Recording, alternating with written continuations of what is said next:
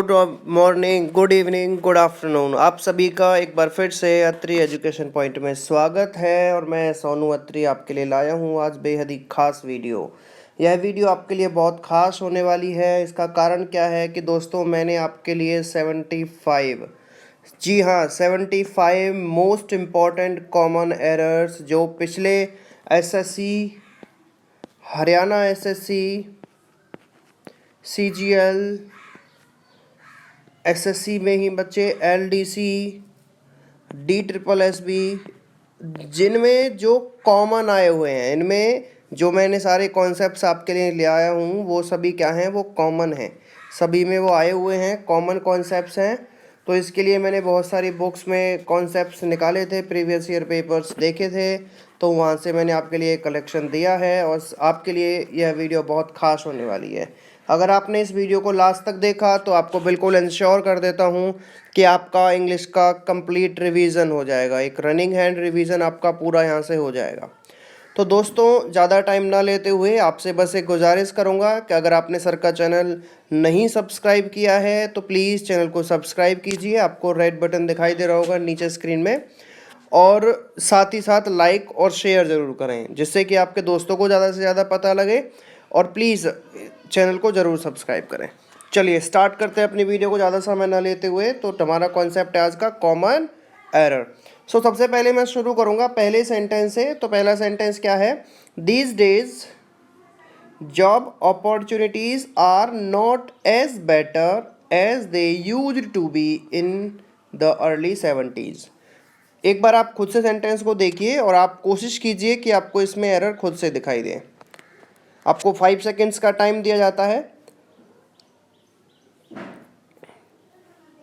जी आपके 5 सेकेंड्स जी अब ख़त्म हो चुके हैं। तो इसमें डियर दिक्कत क्या है सेंटेंस में, These days job opportunities are not as better as they used to be in the early 70s.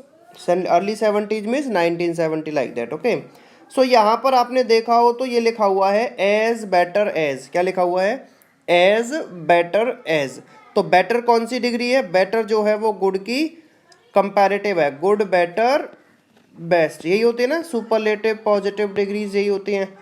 तो क्या होगा यहाँ पर, जो बेटर है वो कौन सी डिग्री है, कंपैरेटिव। जबकि क्या होता है, ये गुड कौन सी है, पॉजिटिव, और बेस्ट कौन सी है, सुपरलेटिव। गुड, बेटर, बेस्ट सभी ने सुना होगा।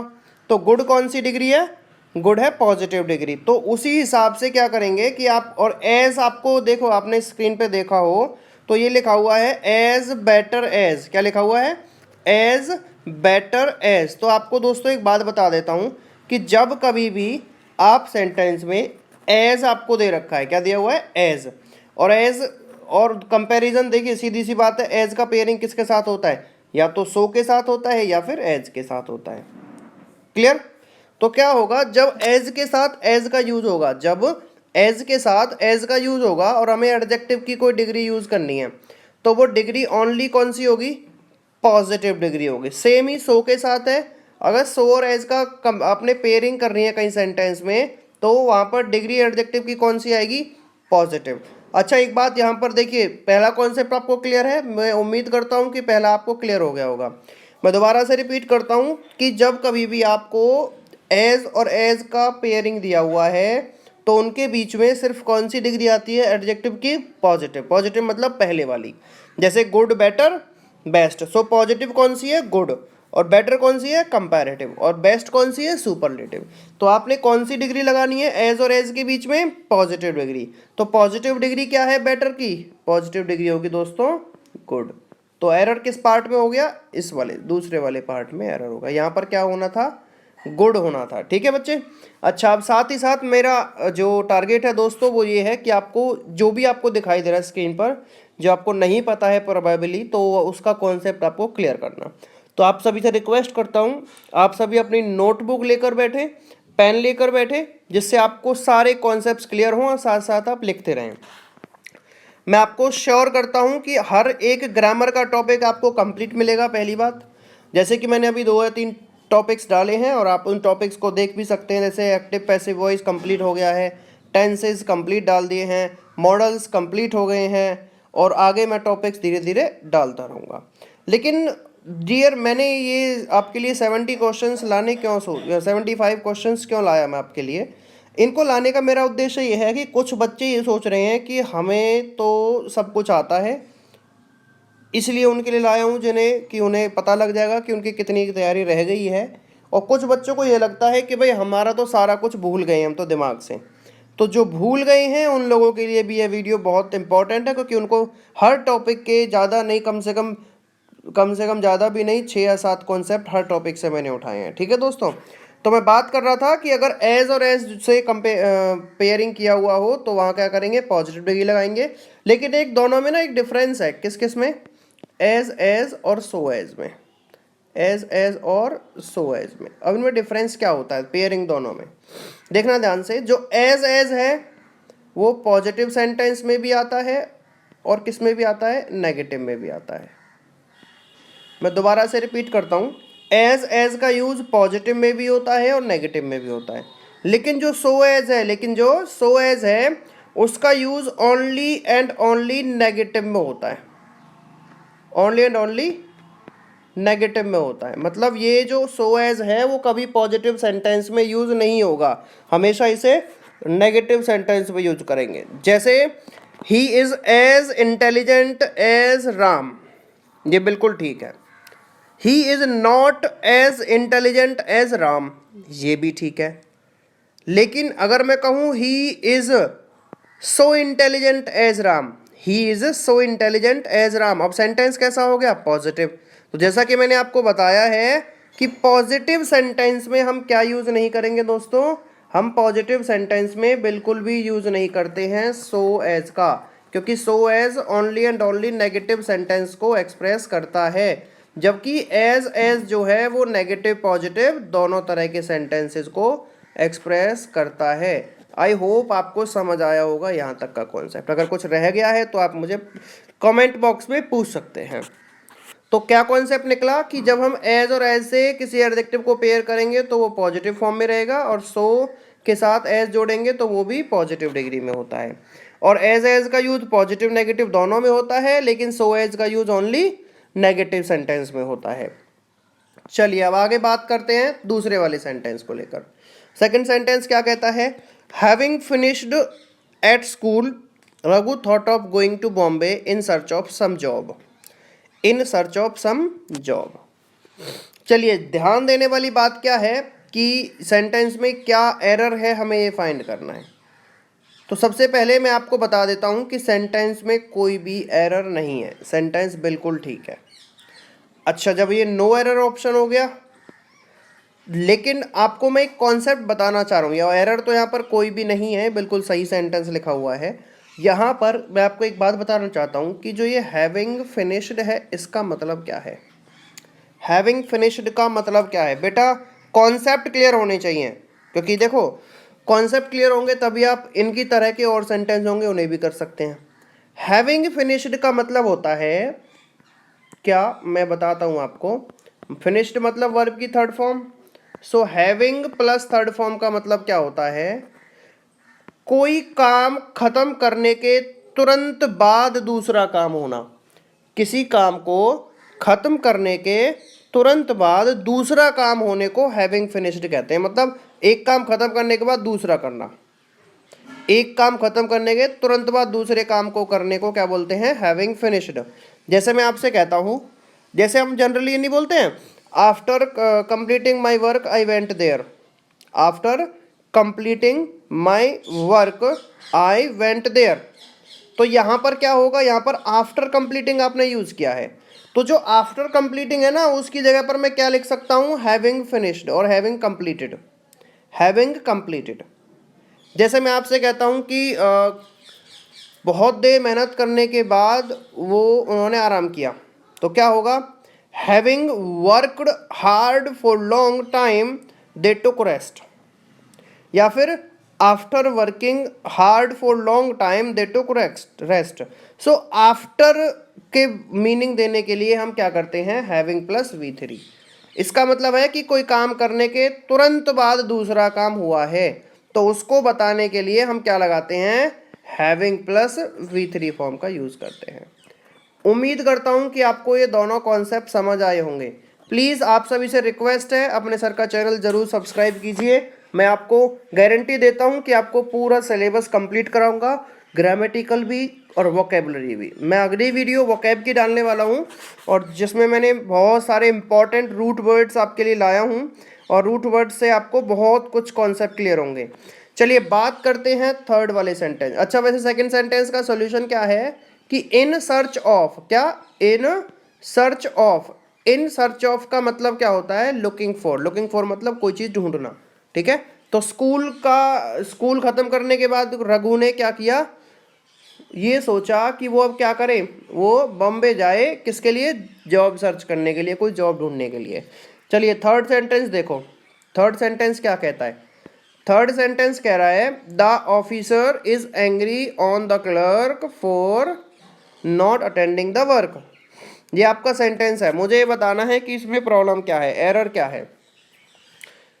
ए में एरर है, बी में एरर है, सी में एरर है, कोई भी नहीं। आपको टाइम, मैं इसलिए रिपीट करता हूँ सेंटेंस को, जिससे आपको आपका सफिशिएंट टाइम मिल जाए रिवीजन के लिए, इसमें एरर फाइंड आउट करने के लिए।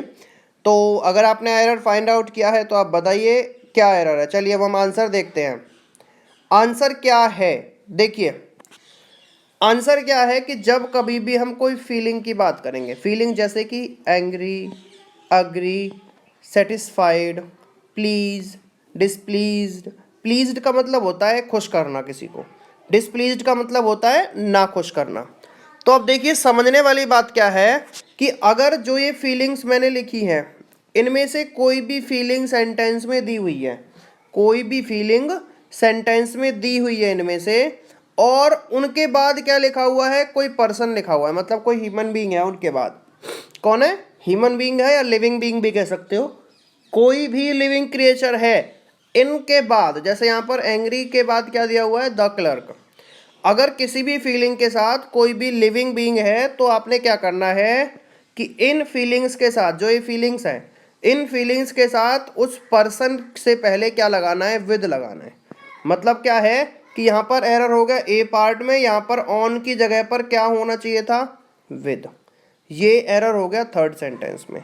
अब देखो यहीं की एक बात और बताता हूँ आपको कि अगर इन्हीं वर्ड के साथ, जो ये फीलिंग्स है, अगर इन्हीं फीलिंग्स के साथ आप पर्सन के अलावा और कुछ भी आपने दे रखा हो, पर्सन का मतलब लिविंग बीइंग के अलावा कुछ भी हो, कुछ भी हो, तो आपने क्या करना है, उसके लिए एट लगाना है।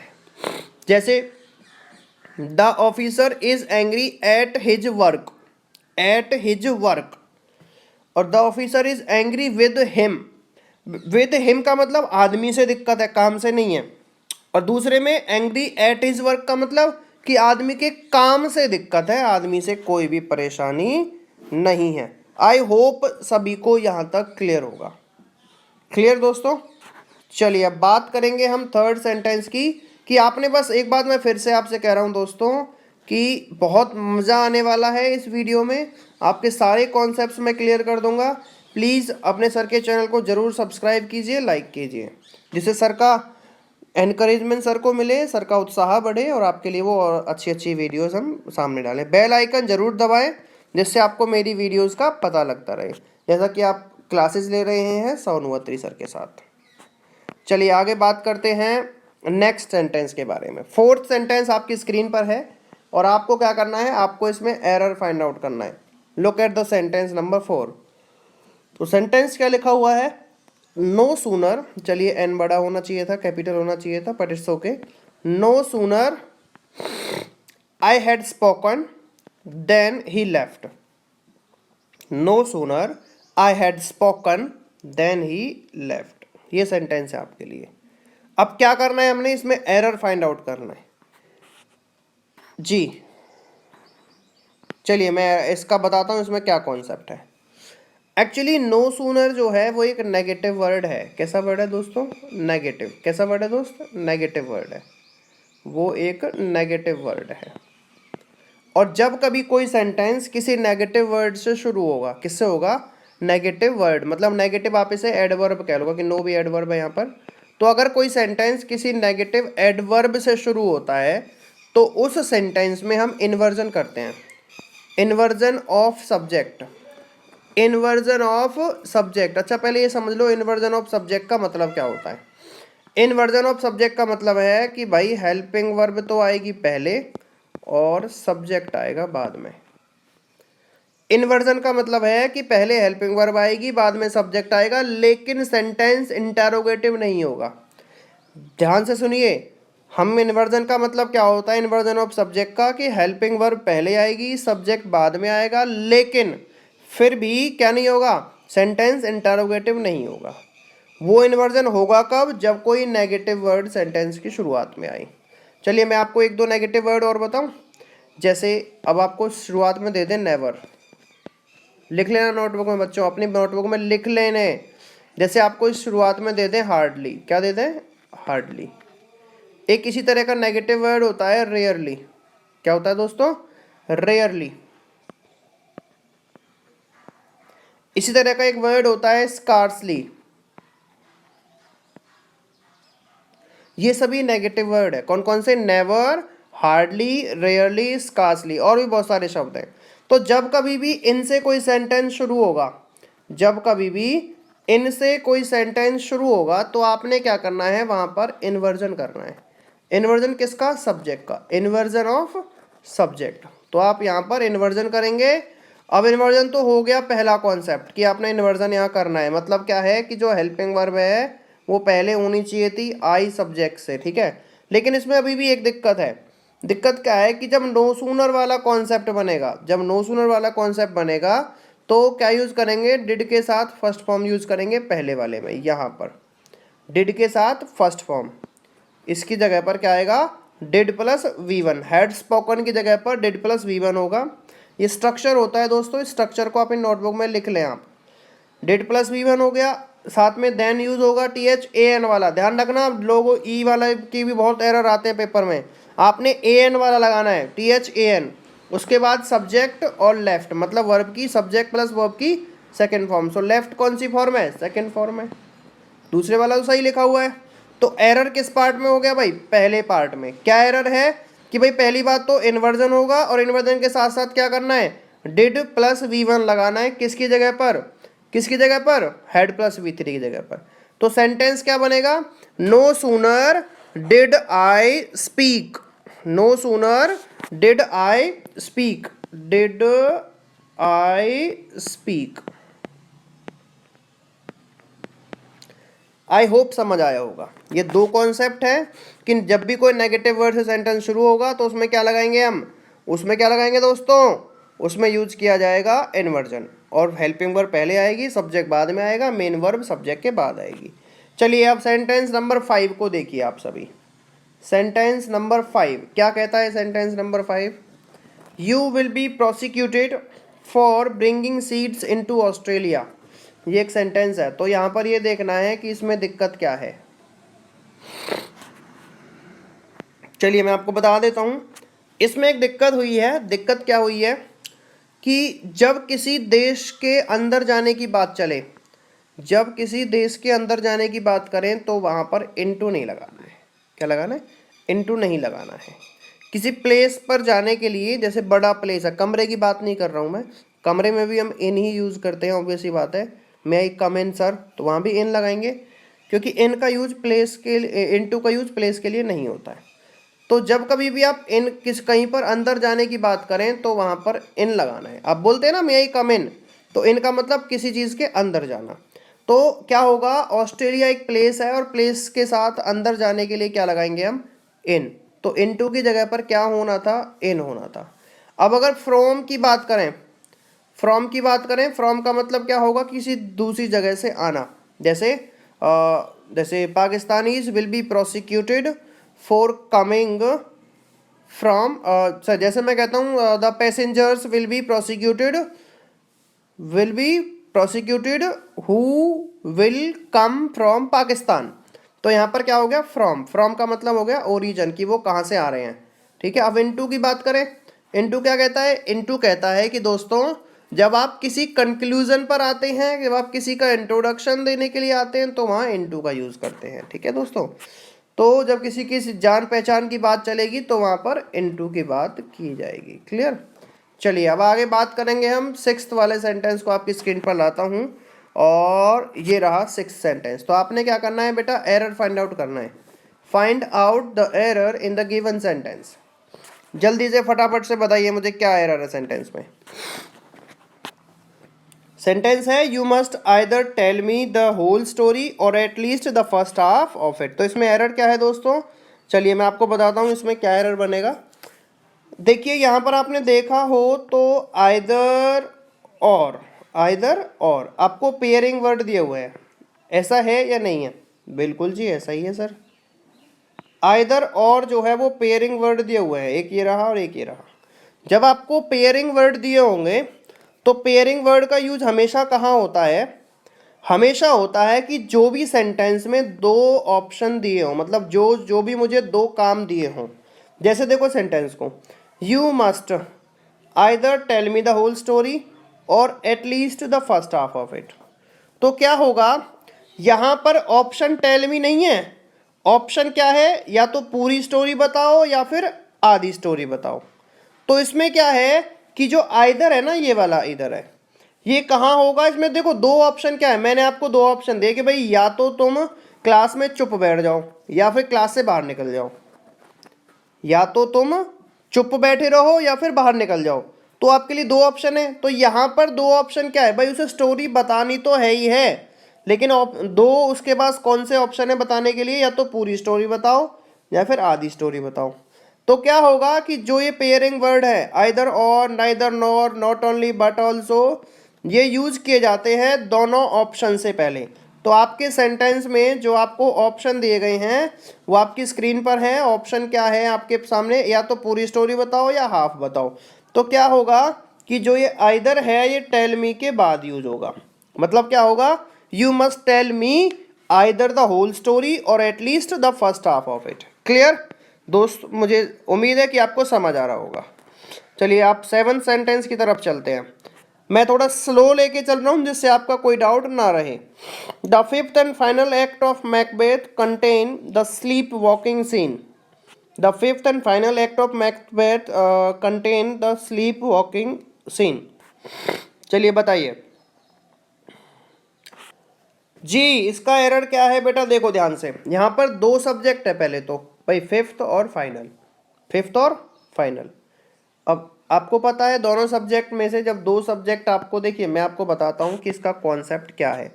जब मान लीजिए आपको दो सब्जेक्ट दे रखे हैं, एंड से जोड़कर कितने सब्जेक्ट दे रखे हैं दोस्तों? दो सब्जेक्ट। और ये डिटर्मिनर है जो मैंने लिखे हैं, my, your, their, his, her, a and the. अब दो सब्जेक्ट तो जोड़ दिए एंड से, लेकिन जो डिटर्मिनर है वो सिर्फ किससे पहले है? एक से पहले है, पहले वाले से पहले है। मैं दोबारा से रिपीट करता हूँ, मान लीजिए आपको दो सब्जेक्ट एंड से जोड़कर दिए हुए हैं और जो डिटर्मिनर है वो सिर्फ पहले ही वाले से आगे दिया हुआ है, तो वहाँ पर क्या होता है कि उन दोनों सब्जेक्ट को एक माना जाता है। मतलब वो दोनों सब्जेक्ट कितना है, वो एक ही व्यक्ति है, मतलब एक पर्सन है, व्यक्ति है, चीज़ है, कोई भी है, वो एक है। क्लियर पहली बात? तो जो सिंगुलर है तो वर्ब सिंगुलर होनी चाहिए, पहली बात। देखिए अगर ये एक्सेट्रा एक सब्जेक्ट से पहले दिए हुए हों तो वहाँ सिंगुलर वर्ब का प्रयोग होता है। अब अगर दोनों से पहले डिटर्मिनर दिए हों तो वहाँ प्लूरल का यूज होगा। अगर डिटर्मिनर दोनों से पहले दिए हों तो वहाँ पर क्या यूज होगा? प्लूरल वर्ब का यूज होगा। चलिए अब मैं बात करता हूँ इसी कॉन्सेप्ट को लेकर। ये तो बात हो गई पहली वाली। अब हमें क्या समझना है? अब हमें ये समझना है कि भाई चलो मान लिया सब्जेक्ट कौन है? सब्जेक्ट है the fifth and final act. अब इसकी वर्ब कहाँ है? इसकी वर्ब कहाँ है? वर्ब है दोस्त कंटेन। क्या वर्ब है? कंटेन। जब ये इसकी वर्ब है तो मैकबेथ का क्या सीन है सेंटेंस में? भाई मैकबेथ भी तो लिखा हुआ है। तो मैं मैकबेथ के बारे में बताता हूँ कि जब कोई भी नाउन प्रीपोजिशन के बाद आएगा, जब कोई भी नाउन किसी भी प्रीपोजिशन, ऑफ ही नहीं कोई भी हो, किसी भी प्रीपोजिशन के बाद अगर कोई नाउन आएगा या प्रोनाउन आएगा तो वो क्या बन जाता है? ऑब्जेक्ट बन जाता है। क्या बन जाता है दोस्तों? ऑब्जेक्ट बन जाता है। किसका ऑब्जेक्ट बनता है? उस प्रीपोजिशन का ऑब्जेक्ट बनता है। मतलब जो ऑफ, जो यहाँ पर मैकबेथ है वो ऑफ का ऑब्जेक्ट है। किसका ऑब्जेक्ट है दोस्तों? ऑफ का। अब ऑफ का ऑब्जेक्ट है इसीलिए ये सब्जेक्ट नहीं बनाया गया है। तो सब्जेक्ट कौन बनेगा? जो बिना प्रीपोजिशन के लिखा हुआ है, बिना प्रीपोजिशन को फॉलो किए हुए है। तो वो कौन है? The fifth and final act. ये सब्जेक्ट है और इसको कैसा माना जाता है? इसको दिए हुए तो वहाँ सिंगुलर वर्ब, मतलब इन दोनों को एक माना जाएगा। भाई फिफ्थ और फाइनल हो सकता है किसी भी जो भी शो है उसका क्या है, उसका जो फिफ्थ पार्ट है वही फाइनल पार्ट है, इसका मतलब ये है। तो कैसी वर्ब आएगी? सिंगुलर। सिंगुलर क्या आएगा यहाँ पर? कंटेन्स। एक बात ध्यान रखना, अगर आपको वर्ब की वन अकेली दी हुई है, V1 अकेला है, तो वो प्लूरल वर्ब होती है। कैसी वर्ब होती है? प्लूरल। अगर मैं कहूँ गो तो ये प्लूरल वर्ब है। ठीक है दोस्तों। अब यहीं की यहीं जैसे मैं कहता हूँ स्पीक, तो स्पीक भी कैसी वर्ब है? प्लूरल। लेकिन अगर जैसे मैं बोलता हूँ यहीं पर क्या बोलता हूँ दोस्तों? स्पीक, तो स्पीक कैसी वर्ब है? प्लूरल। लेकिन अगर आपको वर्ब की फर्स्ट फॉर्म के साथ एस और ईएस दिया हुआ है, एस और ईएस दिया हुआ है, तो ये सिंगुलर वर्ब होती हैं। कैसी होती हैं? सिंगुलर, और सिंगुलर सब्जेक्ट के साथ आती हैं। जैसे देखो गोज, स्पीक्स, वॉक्स, ये सब भी कैसी वर्ब है? सिंगुलर वर्ब है। क्लियर? आई होप समझ आ रहा होगा दोस्तों को। तो यहाँ पर सिंगुलर वर्ब यूज करनी है जो कि क्या होगी? कंटेन्स। क्या होगा दोस्तों? कंटेन्स। चलिए अब आगे बात करते हैं नेक्स्ट सेंटेंस को लेकर। नेक्स्ट सेंटेंस आपकी स्क्रीन पर है, आप इसमें एरर बताइए क्या एरर है। I saw him a couple of times since May. A couple of times since May. अब देखो ध्यान से समझिए इस कॉन्सेप्ट को। क्या है आपको इस सेंटेंस में क्या दिया हुआ था? आपको इस सेंटेंस में दिया हुआ है सिंस के साथ टाइम। भाई सिंस दिया हुआ है, इसके साथ टाइम दिया हुआ है। तो जब कभी भी आपको सिंस या फोर के साथ टाइम दिया जाए, सिंस या फोर के साथ टाइम दिया जाए, तो वहां पर हम क्या यूज करते हैं? वहां पर हम यूज करते हैं परफेक्ट टेंस, या तो किसी का भी का मतलब प्रेजेंट परफेक्ट और पास्ट परफेक्ट, या फिर परफेक्ट कॉन्टिन्यूस यूज करते हैं। किसका? प्रेजेंट का परफेक्ट कॉन्टिन्यूस और पास्ट का परफेक्ट कॉन्टिन्यूस। मतलब ये सीधा कॉन्सेप्ट है कि जब कभी भी आपको सिंस या फोर सेंटेंस में दिया हो तो आपने वहां पर क्या यूज करना है? परफेक्ट या फिर परफेक्ट कॉन्टिन्यूस। सभी दोस्तों से गुजारिश है कि वो अपनी नोटबुक और पेन साथ लेकर बैठे और ये कॉन्सेप्ट साथ साथ लिखते चले। जो मैंने यहाँ पर कॉन्सेप्ट लिखे हुए हैं, जिस पर भी मैं हैज लगाऊं उसको आपने साथ के साथ लिख लेना है। अभी तक सारे कॉन्सेप्ट जो भी सेंटेंस के सॉल्यूशन है वो आपने सारे लिखने हैं। चलिए तो यहाँ पर देखो एरर क्या होगा, हमें परफेक्ट टेंस यूज करना है। So I have seen him, I have seen him. अच्छा I have been seeing him क्यों नहीं यूज होगा? I have been seeing him a couple of times since May. बेटा सी एक ऐसी वर्ब है जिसे हम आईएनजी फॉर्म में यूज नहीं करते हैं कुछ कंडीशंस में। वो कंडीशंस क्या हैं? इसके लिए आपको मेरी टेंस पार्ट 1 देखना होगा। टेंसेस का पार्ट 1 देखना होगा। उसमें मैंने पूरा डिटेल में बताया हुआ है कि यहाँ पर ये सीइंग क्यों नहीं यूज हो सकता। ठीक है दोस्तों, आप टेंसेस के पार्ट 1 में जाकर देखिए, आपको पूरा सॉल्यूशन मिलेगा इसका कि क्यों यहाँ पर सीइंग नहीं होगा। तो आंसर होगा I have seen him a couple of times. चलिए बात करते हैं 9th सेंटेंस की। We were looking forward, we were looking forward to hear news about the missing fisherman. ये सेंटेंस है। We were looking forward to hear news about the missing fisherman. इसमें error क्या है? चलिए इसका एरर मैं आपको बताता हूँ। देखिए दोस्तों, आपने इस सेंटेंस को जब देखा हो गौर से तो एक बात देखिए, लुकिंग क्या है? एक वर्ब है। क्या है? एक वर्ब है। इसके बाद में क्या आ रहा है? फॉरवर्ड। फॉरवर्ड क्या है? प्रीपोजिशन है। भाई वर्ब प्लस प्रीपोजिशन हो गया। अब क्या दे रखा है? एक और प्रीपोजिशन दे रखी है। उस प्रीपोजिशन के बाद क्या है? एक और वर्ब दे रखी है। बात को ध्यान से समझना, ऐसे में कोई तोते नहीं उड़ा रहा हूं क्लास में। ध्यान से समझो इस कॉन्सेप्ट को। नहीं आता है समझ तो मुझे कमेंट में पूछ लेना, बट ये समझ आना चाहिए। जिसने भी पढ़ रहा है, जो भी क्लास ले रहा है, दोस्त बिल्कुल ध्यान से समझना। आपको वर्ब दी हुई थी लुकिंग, बिल्कुल सर दी हुई है। फॉरवर्ड दिया हुआ है प्रीपोजिशन, जी बिल्कुल दिया हुआ है। इसके बाद टू भी दिया हुआ है, बिल्कुल दिया हुआ है जी। इसके बाद वर्ब फिर से दी हुई है, हियर एक वर्ब है वो फिर से दी हुई है। अब क्या होता है कि जब कभी भी आपको ऐसा फॉर्मेशन मिले, ऐसा मतलब वर्ब भी मिले, फिर प्रीपोजिशन मिले, फिर से नई प्रीपोजिशन मिले और फिर वर्ब मिले, तो समझ लेना कि जो ये वाली वर्ब और प्रीपोजिशन है ये फ्रेजल वर्ब है, ये फ्रेज है। क्या है ये? फ्रेज। वर्ब प्लस प्रेपोजिशन मिलकर फ्रेज बनाती हैं। क्या बनाती हैं? प्रेपोजिशनल फ्रेज बनाती हैं। तो ये प्रपोजिशनल फ्रेज है अगर सेम फॉर्मेशन मिलती है, मतलब वर्ब मिले फिर प्रीपोजिशन मिले और फिर एक और प्रीपोजिशन मिले फिर उसके बाद फिर वर्ब मिले, तो ये जो कॉम्बो है ये होता है फ्रेज का। किसका कॉम्बो होता है दोस्तों? फ्रेज। तो जब कभी भी आपको फ्रेज मिले सेंटेंस में, ये फ्रेज हो गई, ये जो लुकिंग फॉरवर्ड है सेंटेंस में ये क्या है? एक फ्रेज है। तो जब कभी भी आपको फ्रेज मिले सेंटेंस में तो आपने क्या करना है, उनके बाद जो भी टू आएगा, मतलब टू तो वहां मिलेगा ही मिलेगा ऑब्वियस है, तो उनके बाद जो टू आएगा उसके बाद फर्स्ट फॉर्म नहीं लगानी है, उसके बाद फर्स्ट फॉर्म नहीं लगानी है। फर्स्ट फॉर्म की जगह पर क्या लगाना है दोस्तों? वहां पर लगाना है आईएनजी। क्या लगाना है भाइयों? आईएनजी यूज करना है वर्ब की फर्स्ट फॉर्म की जगह पर आईएनजी। तो यहां पर क्या हो जाएगा? We were looking forward to hearing news about the missing fisherman, to hearing news about the missing fisherman.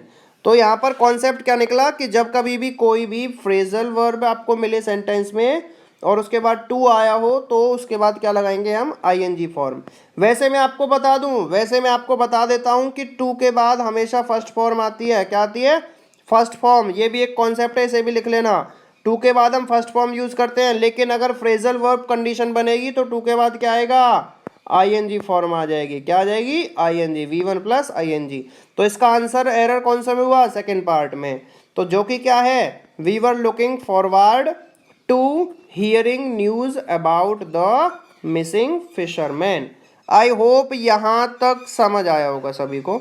चलिए अब हम बात करते हैं इसका सॉल्यूशन क्या था। इसका सॉल्यूशन बताता हूं। वैसे तो हम क्या करते हैं? V1 का प्रयोग करते हैं, परंतु जब V1 2 प्लस V1 हमें फ्रेजल वर्ब के बाद दिया हो तो क्या यूज करेंगे? V1 प्लस आईएनजी यूज करेंगे। वही है जो मैंने अभी आपको बताया है। ठीक है दोस्तों, चलिए 10th सेंटेंस को देखो फटाफट से। The actress was shocked by the news of her dogs death, of her dogs death. अब देखो शॉक क्या है? शॉक्ड एक ऐसी वर्ब है जो फीलिंग्स है। भाई कोई खुश हुआ, कोई सरप्राइज हुआ, कोई शॉक्ड हुआ, तो ये फीलिंग नहीं है क्या? आप मुझे ये बताइए कि यहाँ पर जो मैंने लिखा हुआ है शॉक्ड, क्या लिखा हुआ है? शॉक्ड जो लिखा हुआ है क्या एक फीलिंग नहीं है? बिल्कुल फीलिंग है। और फीलिंग के साथ हम क्या लगाते हैं? पर्सन में विद लगाते हैं, और किसी और पर्सन के अलावा कोई भी हो क्या लगाते हैं? एट लगाते हैं। तो इस सेंटेंस में शॉक होना क्या फीलिंग नहीं है? बिल्कुल सडन फीलिंग है। तो जब ऐसी फीलिंग मिलेंगी तो क्या लगाएंगे हम यहाँ पर? अब देखो ये किसी पर्सन से है या न्यूज से है? न्यूज से है, किसी पर्सन से तो नहीं है। तो क्या होगा? जब किसी पर्सन के अलावा किसी और चीज से होगी तो क्या लगाएंगे दोस्तों? एट। तो यहाँ पर आंसर क्या होगा? The actress was shocked at the news of her dog. ये बिल्कुल पहले हम डिस्कस कर चुके हैं। जी हाँ, इसे हम पहले डिस्कस कर चुके हैं। और मैं आपको बता देता हूँ लॉकडाउन पीरियड में जब तक ये है तभी तक मुझे ऐसा लग रहा है कि बहुत से लोग, बहुत से बच्चे जो क्लासेस रेगुलरली ले रहे हैं बहुत कुछ सीख जाने वाले हैं। तो प्लीज़ आप भी अपना मौका ना खोएं। मेरे पास बहुत सारे बच्चे हैं जो व्हाट्सएप ग्रुप में जुड़े हुए हैं और अपने डाउट्स क्लियर करते हैं, पूछते रहते हैं। तो आप भी ऐसा कर सकते हैं, व्हाट्सएप ग्रुप में मुझसे जुड़ सकते हैं और अपने डाउट्स को क्लियर कर सकते हैं। चलिए दोस्तों आगे देखते हैं नेक्स्ट सेंटेंस को। नेक्स्ट सेंटेंस क्या कहता है देखिए ध्यान से दोस्तों। ये इसका कॉन्सेप्ट है जो हम पहले भी डिस्कस कर चुके हैं, वही दिया हुआ कॉन्सेप्ट है। देखिए अब अगला sentence, sentence number 11। What is in the 11th sentence? Read the sentence very carefully. One of the questions he asked me was who did you travel with? So in this sentence same concept, वही concept use हो रहा है जो हम अब तक concept use करते आ रहे हैं। तो कॉन्सेप्ट क्या है कि जैसा कि आपने देखा प्रेपोजिशन ऑफ दिया हुआ है जिसकी वजह से द क्वेश्चंस क्या बन गया? ऑब्जेक्ट। तो वर्ब किसके हिसाब से आएगी? वन के हिसाब से। तो वन के हिसाब से क्या आना था? वॉज। सो वॉज क्या होगा?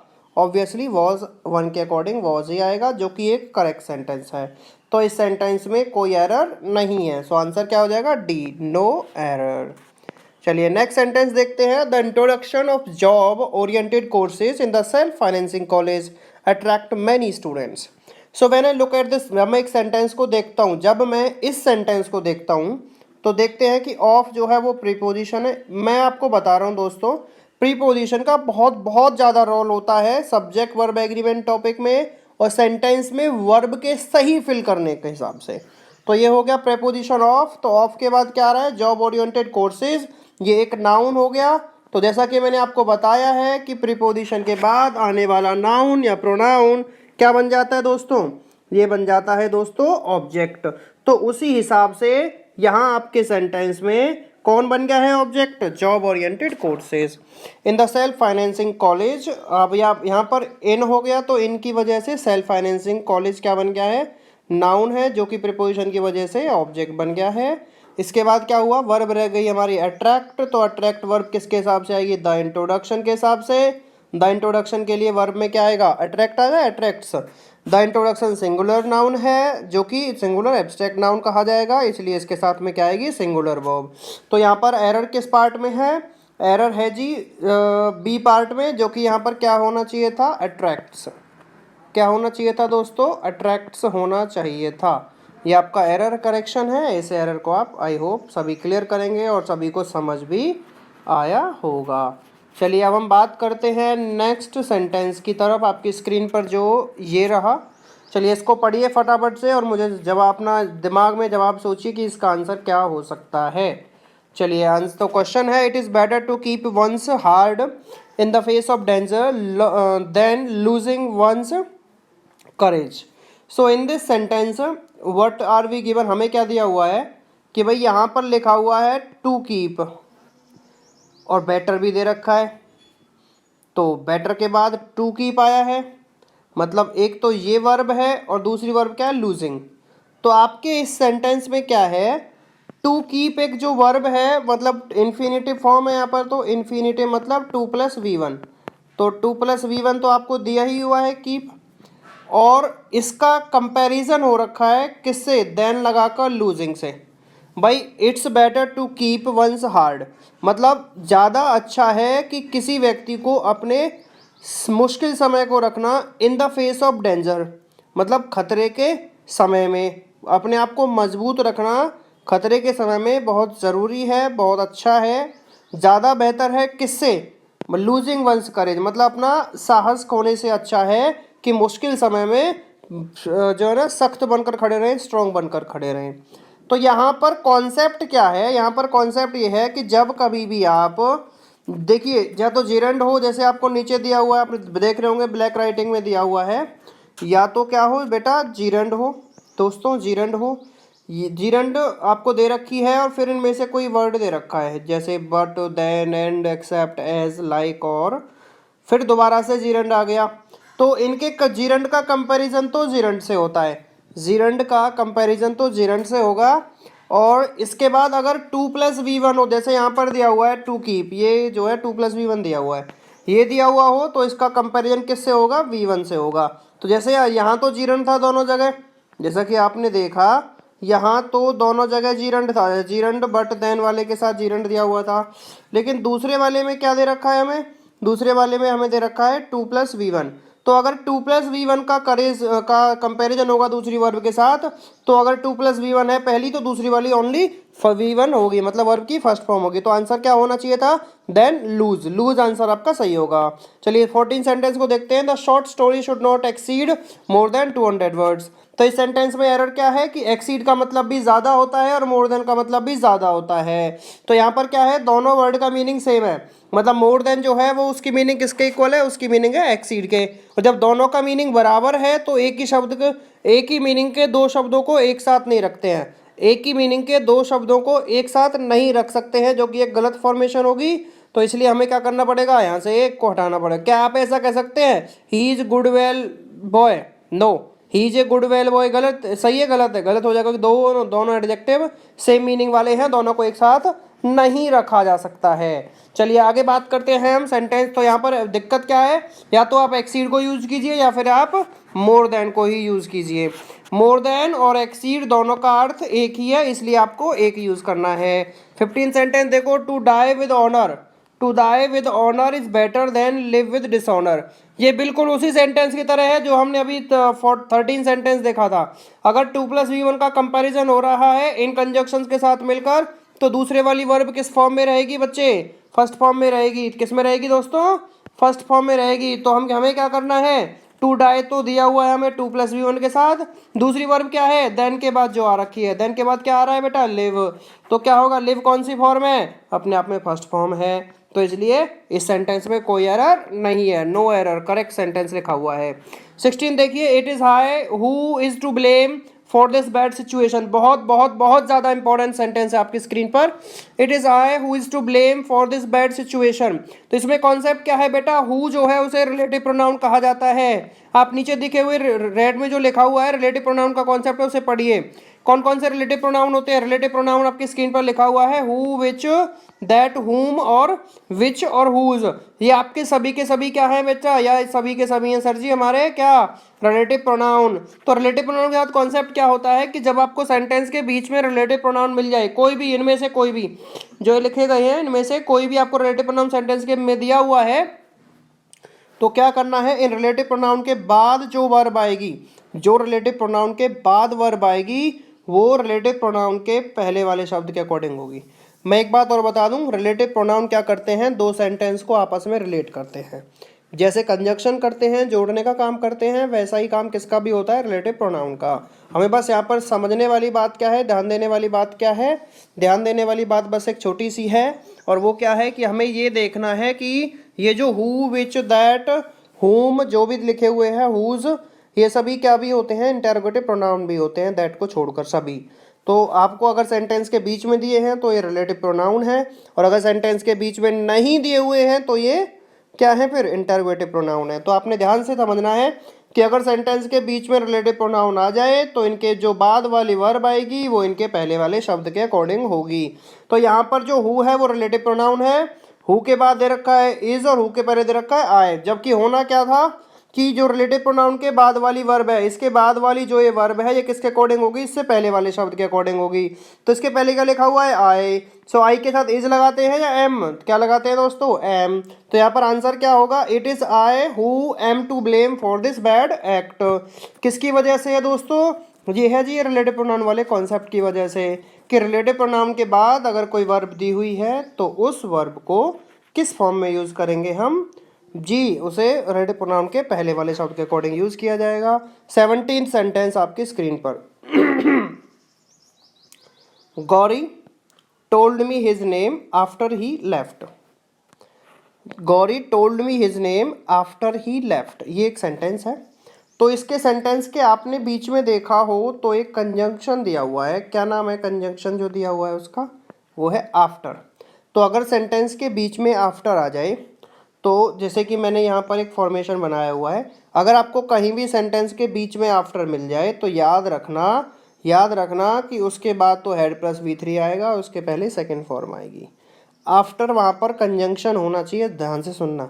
आफ्टर प्रेपोजिशन का भी रोल करता है, लेकिन वहाँ सेंटेंस में जहाँ मैं इस कॉन्सेप्ट को बता रहा हूँ आफ्टर दो सेंटेंस को जोड़ते रहना चाहिए।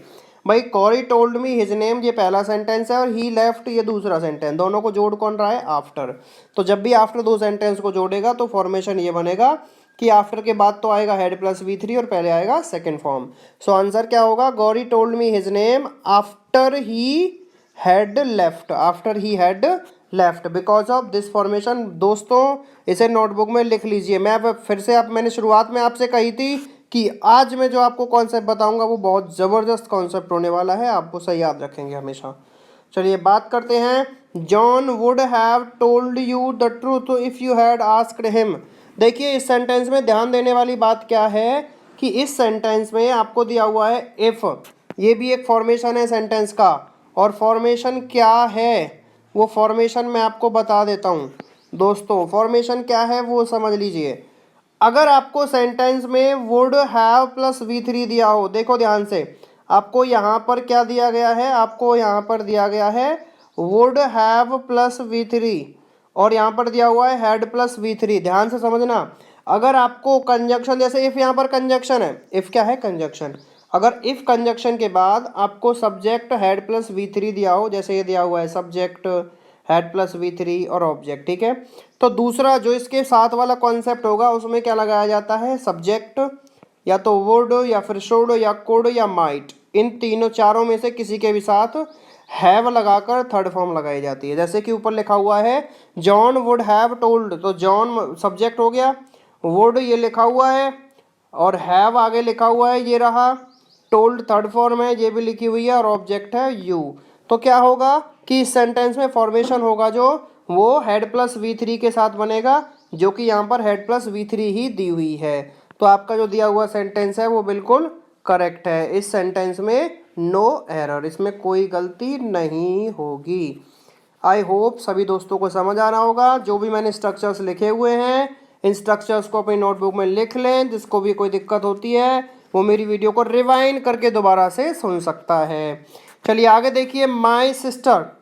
देखना बेटा ध्यान से, 19 सेंटेंस बड़ा ज़बरदस्त सेंटेंस है।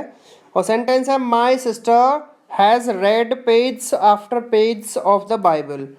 ये सेंटेंस है, इसमें हमें एरर फाइंड आउट करना था। तो इसमें एरर क्या है ध्यान देना दोस्तों मेरे। तो क्या ध्यान देना है, देखो ध्यान से। आपको यहाँ पर दिखाई दे रहा है आफ्टर, यहाँ पर दो सेंटेंस को नहीं जोड़ रहा है, दो शब्दों को जोड़ रहा है, पेज और पेज, है ना। तो जब भी आफ्टर दो शब्दों को जोड़ेगा, दो शब्द कैसे हो, सेम। जब भी आफ्टर क्या करेगा, आफ्टर क्या, कोई भी प्रीपोजिशन हो, जब भी कोई प्रीपोजिशन दोनों नाउन को, सेम नाउन को दो बार, मतलब वही नाउन यहाँ होना चाहिए, अलग अलग ना हो। सेम नाउन यहाँ हो और सेम नाउन यहाँ हो। तो यहाँ पर जब दोनों नाउन सेम होंगे और प्रीपोजिशन से जुड़े होंगे तो क्या करना है, दोनों नाउन सिंगुलर होंगे। कैसे होंगे दोस्तों, सिंगुलर। तो पेज जो है वो प्लूरल है या सिंगुलर, जी जनाब ये तो प्लूरल दिया हुआ है, तो इसको सिंगुलर करना है ना। तो गलती किस पार्ट में हो गई जनाब, ये तो सेकंड पार्ट में गलती हो गई। तो सही क्या होगा इसका, page after page. So my sister has red page after page of the Bible. चलिए अब बात करते हैं नेक्स्ट सेंटेंस को लेकर। सेंटेंस है, your success in the IAS examination, in the IAS examination depends not only what papers you have selected but on how you have written them. जैसा कि मैंने आपको इस कॉन्सेप्ट के बारे में पहले भी बताया है कि कुछ पेयर वर्ड्स होते हैं, कुछ पेयर वर्ड्स होते हैं। कौन कौन से, नॉट ओनली, नॉट ओनली के साथ पेयर किसका होता है, बट का होता है या बट ऑल्सो का। देखिए यहाँ लिखा हुआ है not only paired with but also, तो यहाँ पर बट नहीं आएगा, क्या आएगा, बट ऑल्सो। यहाँ पर पेयरिंग का एरर है, not only is paired with but also. आप इन पॉइंट्स को, इस स्ट्रक्चर को लिख लीजिएगा, पहले भी मैं डिस्कस कर चुका हूँ। चलिए बात करते हैं 21वें सेंटेंस की। तो सेंटेंस है 21वां, heavy rain prevented us to go to the cinema. एक बात आपको मैं बता देता हूँ कि जो प्रिवेंट है उसका मतलब होता है रोकना, किसी चीज़ को, किसी व्यक्ति को रोकना प्रिवेंट कहलाता है। तो इस सेंटेंस में हम किसे रोक रहे हैं, हैवी रेन रोक रही है हमें। तो एक बात ध्यान रखना, प्रिवेंट जो वर्ब है उसका मतलब होता है रोकना, और उसके साथ हमेशा क्या लगाते हैं, फ्रॉम। क्या लगाते हैं, फ्रॉम। चलिए 22वें सेंटेंस को देखिए। मैं फिर से कह देता हूँ कि ये सारे सेंटेंसेस वो हैं जो प्रीवियस ईयर में आ चुके हैं, तो आपने इन कॉन्सेप्ट्स को लिख लेना है। चलिए आगे बात करते हैं। He asked supposing if he fails what he would do. एक बात सुनना ध्यान से, सपोजिंग और इफ दोनों का मतलब सेम होता है, दोनों ही कंडीशन को बताते हैं। जैसे मतलब सपोजिंग मतलब मान लीजिए, और इफ मतलब यदि, अगर ऐसा हो जाए, या मान लीजिए ऐसा हो जाए, तो दोनों का मीनिंग सेम होता है, इसीलिए दोनों को एक साथ यूज नहीं करना है। और यहाँ पर दूसरी बात समझने वाली क्या है, आस्क्ड कैसी फॉर्म है दोस्तों, सेकंड फॉर्म। सो अगर वुड प्लस V1 दे रखा है, जैसे यहाँ पर वुड डू दिया हुआ है, यहाँ पर वुड डू है, तो वुड डू के साथ, मतलब वुड के साथ फर्स्ट फॉर्म अगर है तो उसके साथ में क्या यूज़ करते हैं हम, सेकंड फॉर्म यूज़ करते हैं, जो यहाँ पर सही है। तो इनमें गलती क्या हुई, या तो इफ आएगा या फिर सपोजिंग आएगा, एक का ही प्रयोग करना है। आगे है being a rainy day, being a rainy day I could not go outside, I could not go outside. अच्छा यहाँ पर बहुत इंपॉर्टेंट बात है जो आपको समझनी है, और वो क्या है वो मैं आपको अभी अभी बता देता हूँ। देखिए इसमें एरर निकालना है, बहुत बहुत ज़्यादा बार आया हुआ है, CGL के मेंस में भी आया है, HTET में भी आया हुआ सेंटेंस है, और LDC में भी आया हुआ सेंटेंस है। अब समझिए ध्यान से, being a rainy day I could not go outside. देखिए यहाँ पर कुड नॉट गो एक वर्ब है, इसका सब्जेक्ट कौन है, आई। देखो बात को समझने के हिसाब से करना है। देखिए ध्यान से, जो कुड नॉट गो है इसका सब्जेक्ट कौन है, आई। अच्छा दूसरी वर्ब क्या है इसमें, बीइंग। भाई बी में ING लग गई ना, बी एक वर्ब होती है, बी के साथ, जैसे I want to be a doctor, तो बी के साथ लगा दिया ING। अब वर्ब तो है लेकिन इसका सब्जेक्ट कहाँ है, सब्जेक्ट नहीं है ना इस वर्ब का। तो जब सब्जेक्ट नहीं है तो इसका मतलब क्या है, जब अगर किसी भी सेंटेंस में, कहीं भी ध्यान रखना, अगर किसी भी सेंटेंस में किसी वर्ब का कोई सब्जेक्ट ना हो तो वहाँ पर बस आप आंख बंद करके इट लगा देना। मतलब it being a rainy day I could not go outside, मतलब ये इसका सब्जेक्ट हो जाएगा। ये याद रखना हमेशा कि आपने बस इट लगा देना है जब कभी भी आप क्या देखेंगे, कोई भी सेंटेंस आपको दिखाई दे ऐसा। चलिए नेक्स्ट सेंटेंस देखो दोस्तों।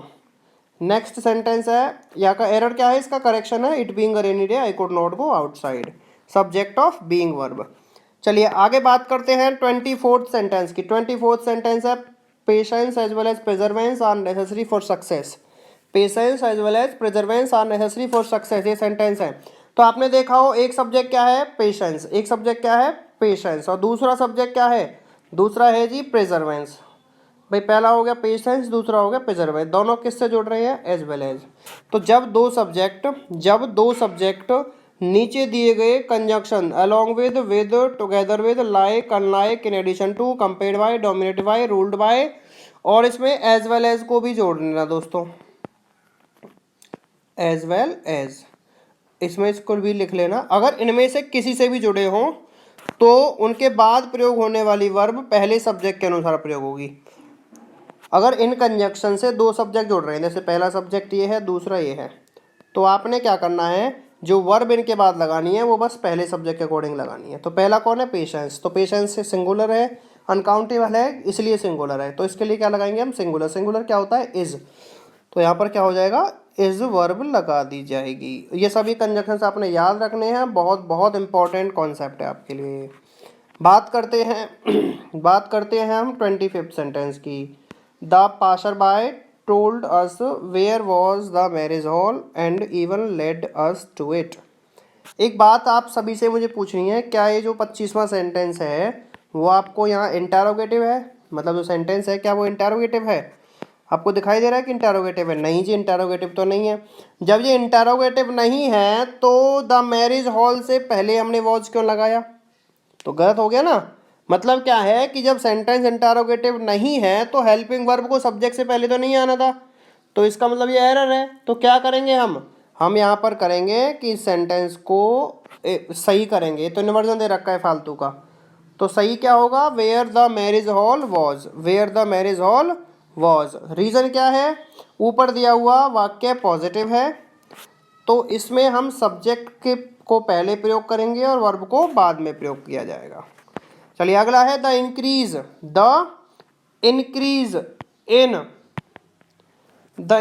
इन consumption is directly proportional to the increase in income, is directly proportional to the increase in income. ये बिल्कुल दोनों सेंटेंस ठीक है, मतलब ये जो सेंटेंस है एक से दोनों पार्ट ठीक है जो भी आपको दिए हुए हैं, नो एरर देयर, ये कोई गलती नहीं है इसमें। The increase in consumption is directly proportional, देखिए प्रोपोर्शनल के बाद क्या आता है, टू आता है, ध्यान रखना है इसको। नेक्स्ट सेंटेंस है दोस्तों आपके लिए, और सेंटेंस है in Singapore my brother in law with his wife, in Singapore my brother in law with his wife were present at the function. ये सेंटेंस है आपका। तो इस सेंटेंस में क्या समझना है, क्या देखना है दोस्तों, बहुत ज़बरदस्त कॉन्सेप्ट है। ये वही कॉन्सेप्ट है जो, जी हाँ, जो हम अभी अभी डिस्कस कर चुके हैं। तो अगर ये कंजक्शन से आपको दो सब्जेक्ट जुड़े हुए मिले, तो दो सब्जेक्ट क्या है, माई ब्रदर इन लॉ पहला है मतलब मेरा साला, और दूसरा क्या है, हिज वाइफ, ये दूसरा सब्जेक्ट है। दोनों किससे जुड़ रहे हैं, विद से। तो जब ये दो सब्जेक्ट इनमें से किसी कंजक्शन से जुड़ेंगे तो जो वर्ब होगी वो किसके अकॉर्डिंग आएगी, सिर्फ पहले सब्जेक्ट के अकॉर्डिंग। और पहला कौन है, माई ब्रदर इन लॉ, इसके लिए क्या लगाएंगे हम, वॉज। ये बिल्कुल अभी डिस्कस किया था 2-3 सेंटेंस पहले। तो वहाँ प्रयोग होने वाली वर्ब पहले सब्जेक्ट के अकॉर्डिंग यूज होती है। चलिए बात करते हैं हम नेक्स्ट सेंटेंस को लेकर। आपको दे रखा है scarcely had I arrived then the train left. आपको अगर याद हो तो मैंने आपको स्कार्सली नेगेटिव वर्ड्स में बताया था। शुरुआत में एक सेंटेंस आया था नो सूनर को लेकर, किसको लेकर, नो सूनर को। मैंने उसमें आपको बताया था कि भाई ये अगर नेगेटिव वर्ड से सेंटेंस शुरू होगा तो वहाँ इन्वर्जन होता है। ऐसा ही कुछ इस सेंटेंस में भी है। आपको स्कार्सली दिया हुआ है जो कि एक नेगेटिव वर्ड है, तो इस सेंटेंस में इन्वर्जन तो वाजिब है, ठीक है ना। तो इन्वर्जन लिखाएंगे, इन्वर्जन के बाद क्या करना है देखना ध्यान से। अब ये हार्डली स्कार्सली जो है, इनके बाद हेड प्लस सब्जेक्ट V3 आना था, वो बिल्कुल लिखा हुआ है, सही है। लेकिन हार्डली स्कार्सली का पेयरिंग किसके साथ होता है, या तो व्हेन के साथ या फिर बिफोर के साथ। हार्डली स्कार्सली जो है दोस्तों उसका पेयर होता है या तो व्हेन के साथ या फिर बिफोर के साथ। तो आपने बस ये देखना है कि इसका पेयरिंग किसके साथ किया जा रहा है। जैसा कि आप स्क्रीन पर देख रहे हैं, हमें यहाँ पर क्या दिया हुआ है, हमें यहाँ पर देन दिया हुआ है। क्या दिया हुआ है? देन। तो देन से तो गलत हो जाएगा पेयरिंग, हमें इसलिए क्या करना होगा, हमें इसलिए इसके जगह पर वैन लगाना होगा। तो हम यहाँ पर वैन यूज़ करेंगे। 29 सेंटेंस देखिए। द रीज़न, एक बार तो याद रखना, ये स्ट्रक्चर बिल्कुल आपको बहुत इंपॉर्टेंट है, आपको इसे लिख लेना है, आपके लिए बहुत ज़्यादा इंपॉर्टेंट है। The reason why he was rejected was because he was too young. एक बात ध्यान देखो, अगर आपको सेंटेंस में द रीज़न वाई दिया हो तो उसके साथ बिकॉज नहीं लगाना है, उसके साथ क्या नहीं लगाना है, बिकॉज। तो लगाएंगे क्या जी, उसकी जगह पर आपने, बिकॉज की जगह पर आपने यूज़ करना है दैट। क्या यूज़ करेंगे हम? दैट। अगर कोई वाक्य द रीज़न वाई और द रीज़न से शुरू हो तो वहाँ बिकॉज का प्रयोग नहीं होता, हम वहाँ दैट का प्रयोग करते हैं। तो आपने वहाँ पर क्या लगाना है दोस्तों? दैट का प्रयोग करना है। उम्मीद करता हूँ कि आपको यहाँ तक के सेंटेंसेस समझ आए होंगे। अगला है the teachers of various schools met to discuss about how to improve the standard of English। आपको इस सेंटेंस में एक बात बता दूं, ये प्रेपोजिशन का कॉन्सेप्ट है। एक बात ध्यान रखना, कभी भी डिस्क्राइब और डिस्कस के साथ हम प्रेपोजिशन नहीं लगाते हैं। डिस्क्राइब और डिस्कस के साथ अबाउट का प्रयोग नहीं करते हैं। तो ये एरर है। तो एरर किस पार्ट में है? यहाँ पर अबाउट का प्रयोग नहीं होगा। आगे है the two first to arrive what are the lucky recipient receipt of a surprise gift. तो यहाँ पर क्या होगा, द टू फर्स्ट लिखा हुआ है, जबकि क्या होता है बेटा, दो तरह के नंबर होते हैं। हम पहले ऑर्डिनल नंबर को लिखते हैं और फिर कार्डिनल नंबर को लिखते हैं। पहले ऑर्डिनल नंबर आएगा फिर कार्डिनल आएगा। तो ऑर्डिनल नंबर कौन से होते हैं, आपकी स्क्रीन पर लिखा भी हुआ है। First, second, third, fourth, fifth, six, seventh, eight, 9, जो ऑर्डर बताते हैं ना, रैंकिंग बताते हैं, उन्हें लिखते हैं हम ऑर्डिनल नंबर। और कार्डिनल वही हैं जो हम यूज़ करते हैं 1 2 3 4 5 6 7 8 9 10 अप टू इन्फिनिटी। तो इन्हें बोला जाता है क्या, इन्हें हम बोलते हैं कार्डिनल नंबर। तो जब कभी भी दोनों को एक साथ लिखना हो तो पहले ऑर्डिनल नंबर आएगा और फिर कार्डिनल नंबर लिखा जाएगा। चलिए अब हम बात करते हैं नेक्स्ट सेंटेंस को लेकर।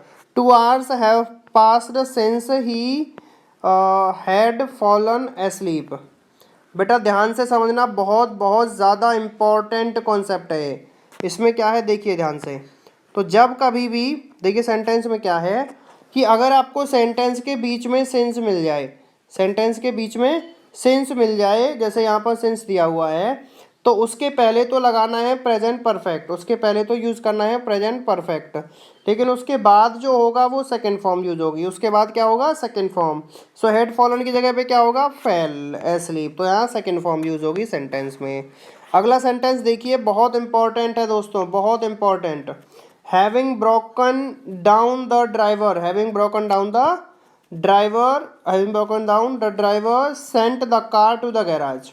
अब हैविंग ब्रोकन डाउन जो ये मैंने यूज़ किया है, इसका मतलब है कि ख़राब हो जाने, ब्रोक डाउन का मतलब होता है ख़राब हो जाना। तो ख़राब हो जाने के बाद ड्राइवर, यहाँ पर ड्राइवर आ गया पहले। मतलब क्या ड्राइवर ख़राब हो गया था या कार ख़राब हो गई थी? भाई कार ख़राब हुई थी, तो मैं ड्राइवर क्यों लिखा? तो इसलिए क्या लिखा जाएगा, इसको पहले कार को लिखना होगा। यहाँ the car was sent to the garage by the driver का प्रयोग होगा। क्यों होगा?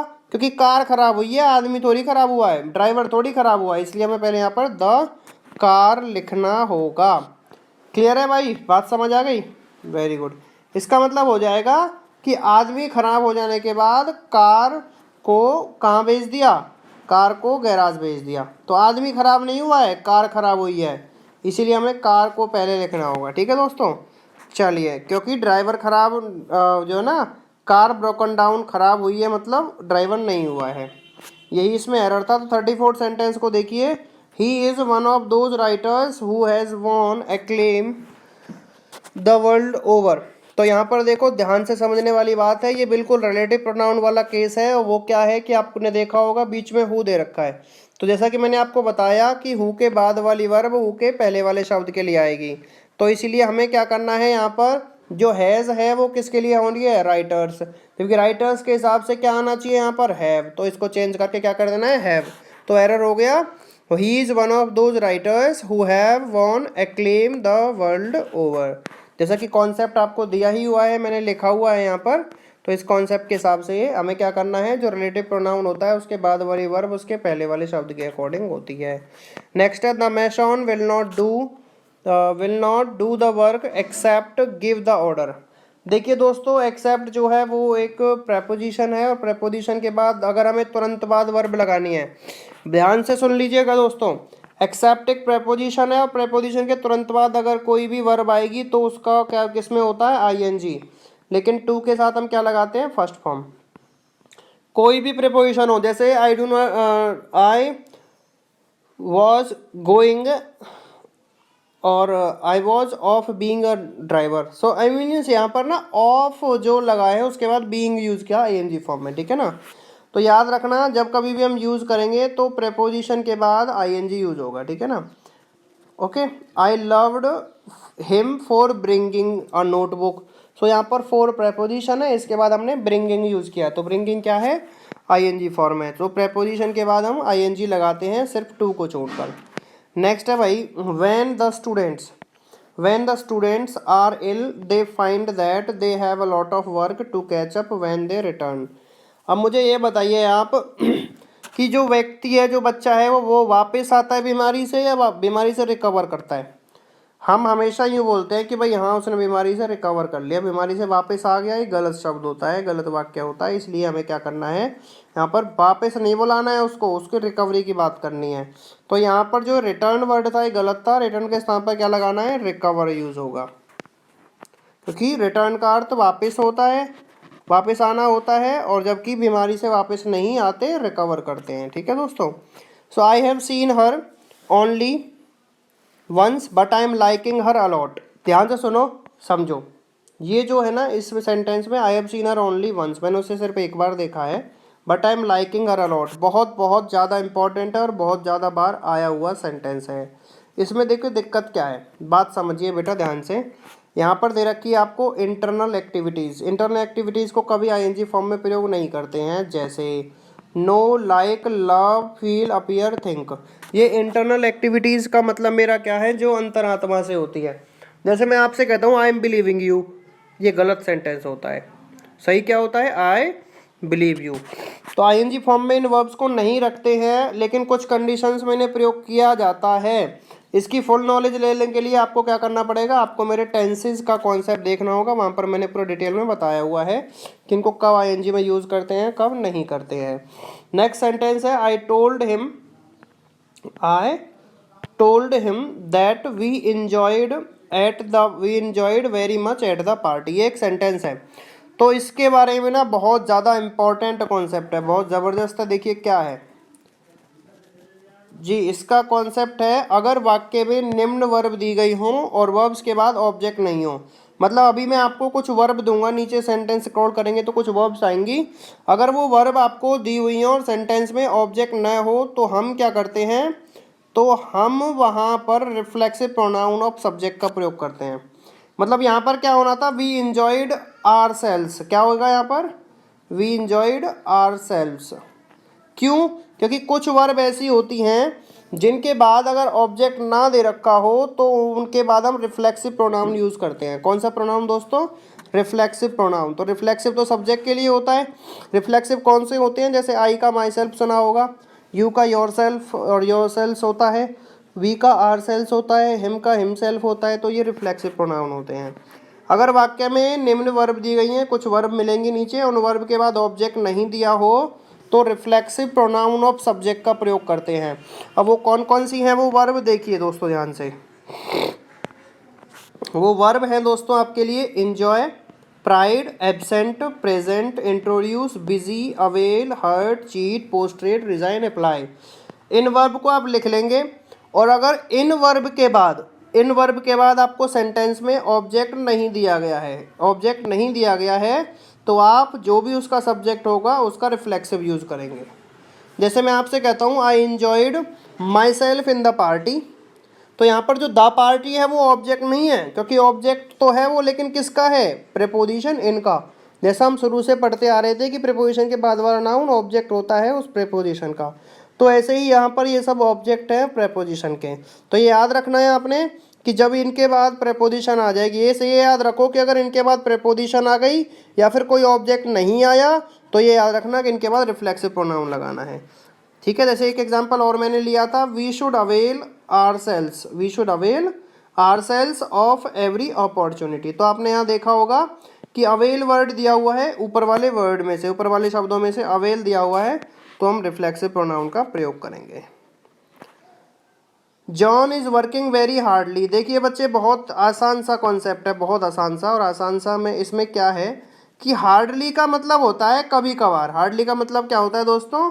कभी कभार। तो यहाँ पर हार्डली नहीं आएगा, यहाँ पर आएगा बहुत ज़्यादा मेहनत करना। तो हार्ड वर्ड यूज़ होगा, हार्डली नहीं यूज़ करना है। John is working very hard as the examinations are fast approaching. तो इसके ए पार्ट में दिक्कत हो गई है।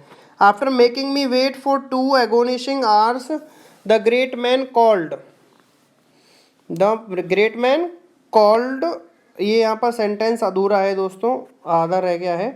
Called and asked me what do I want. And asked me what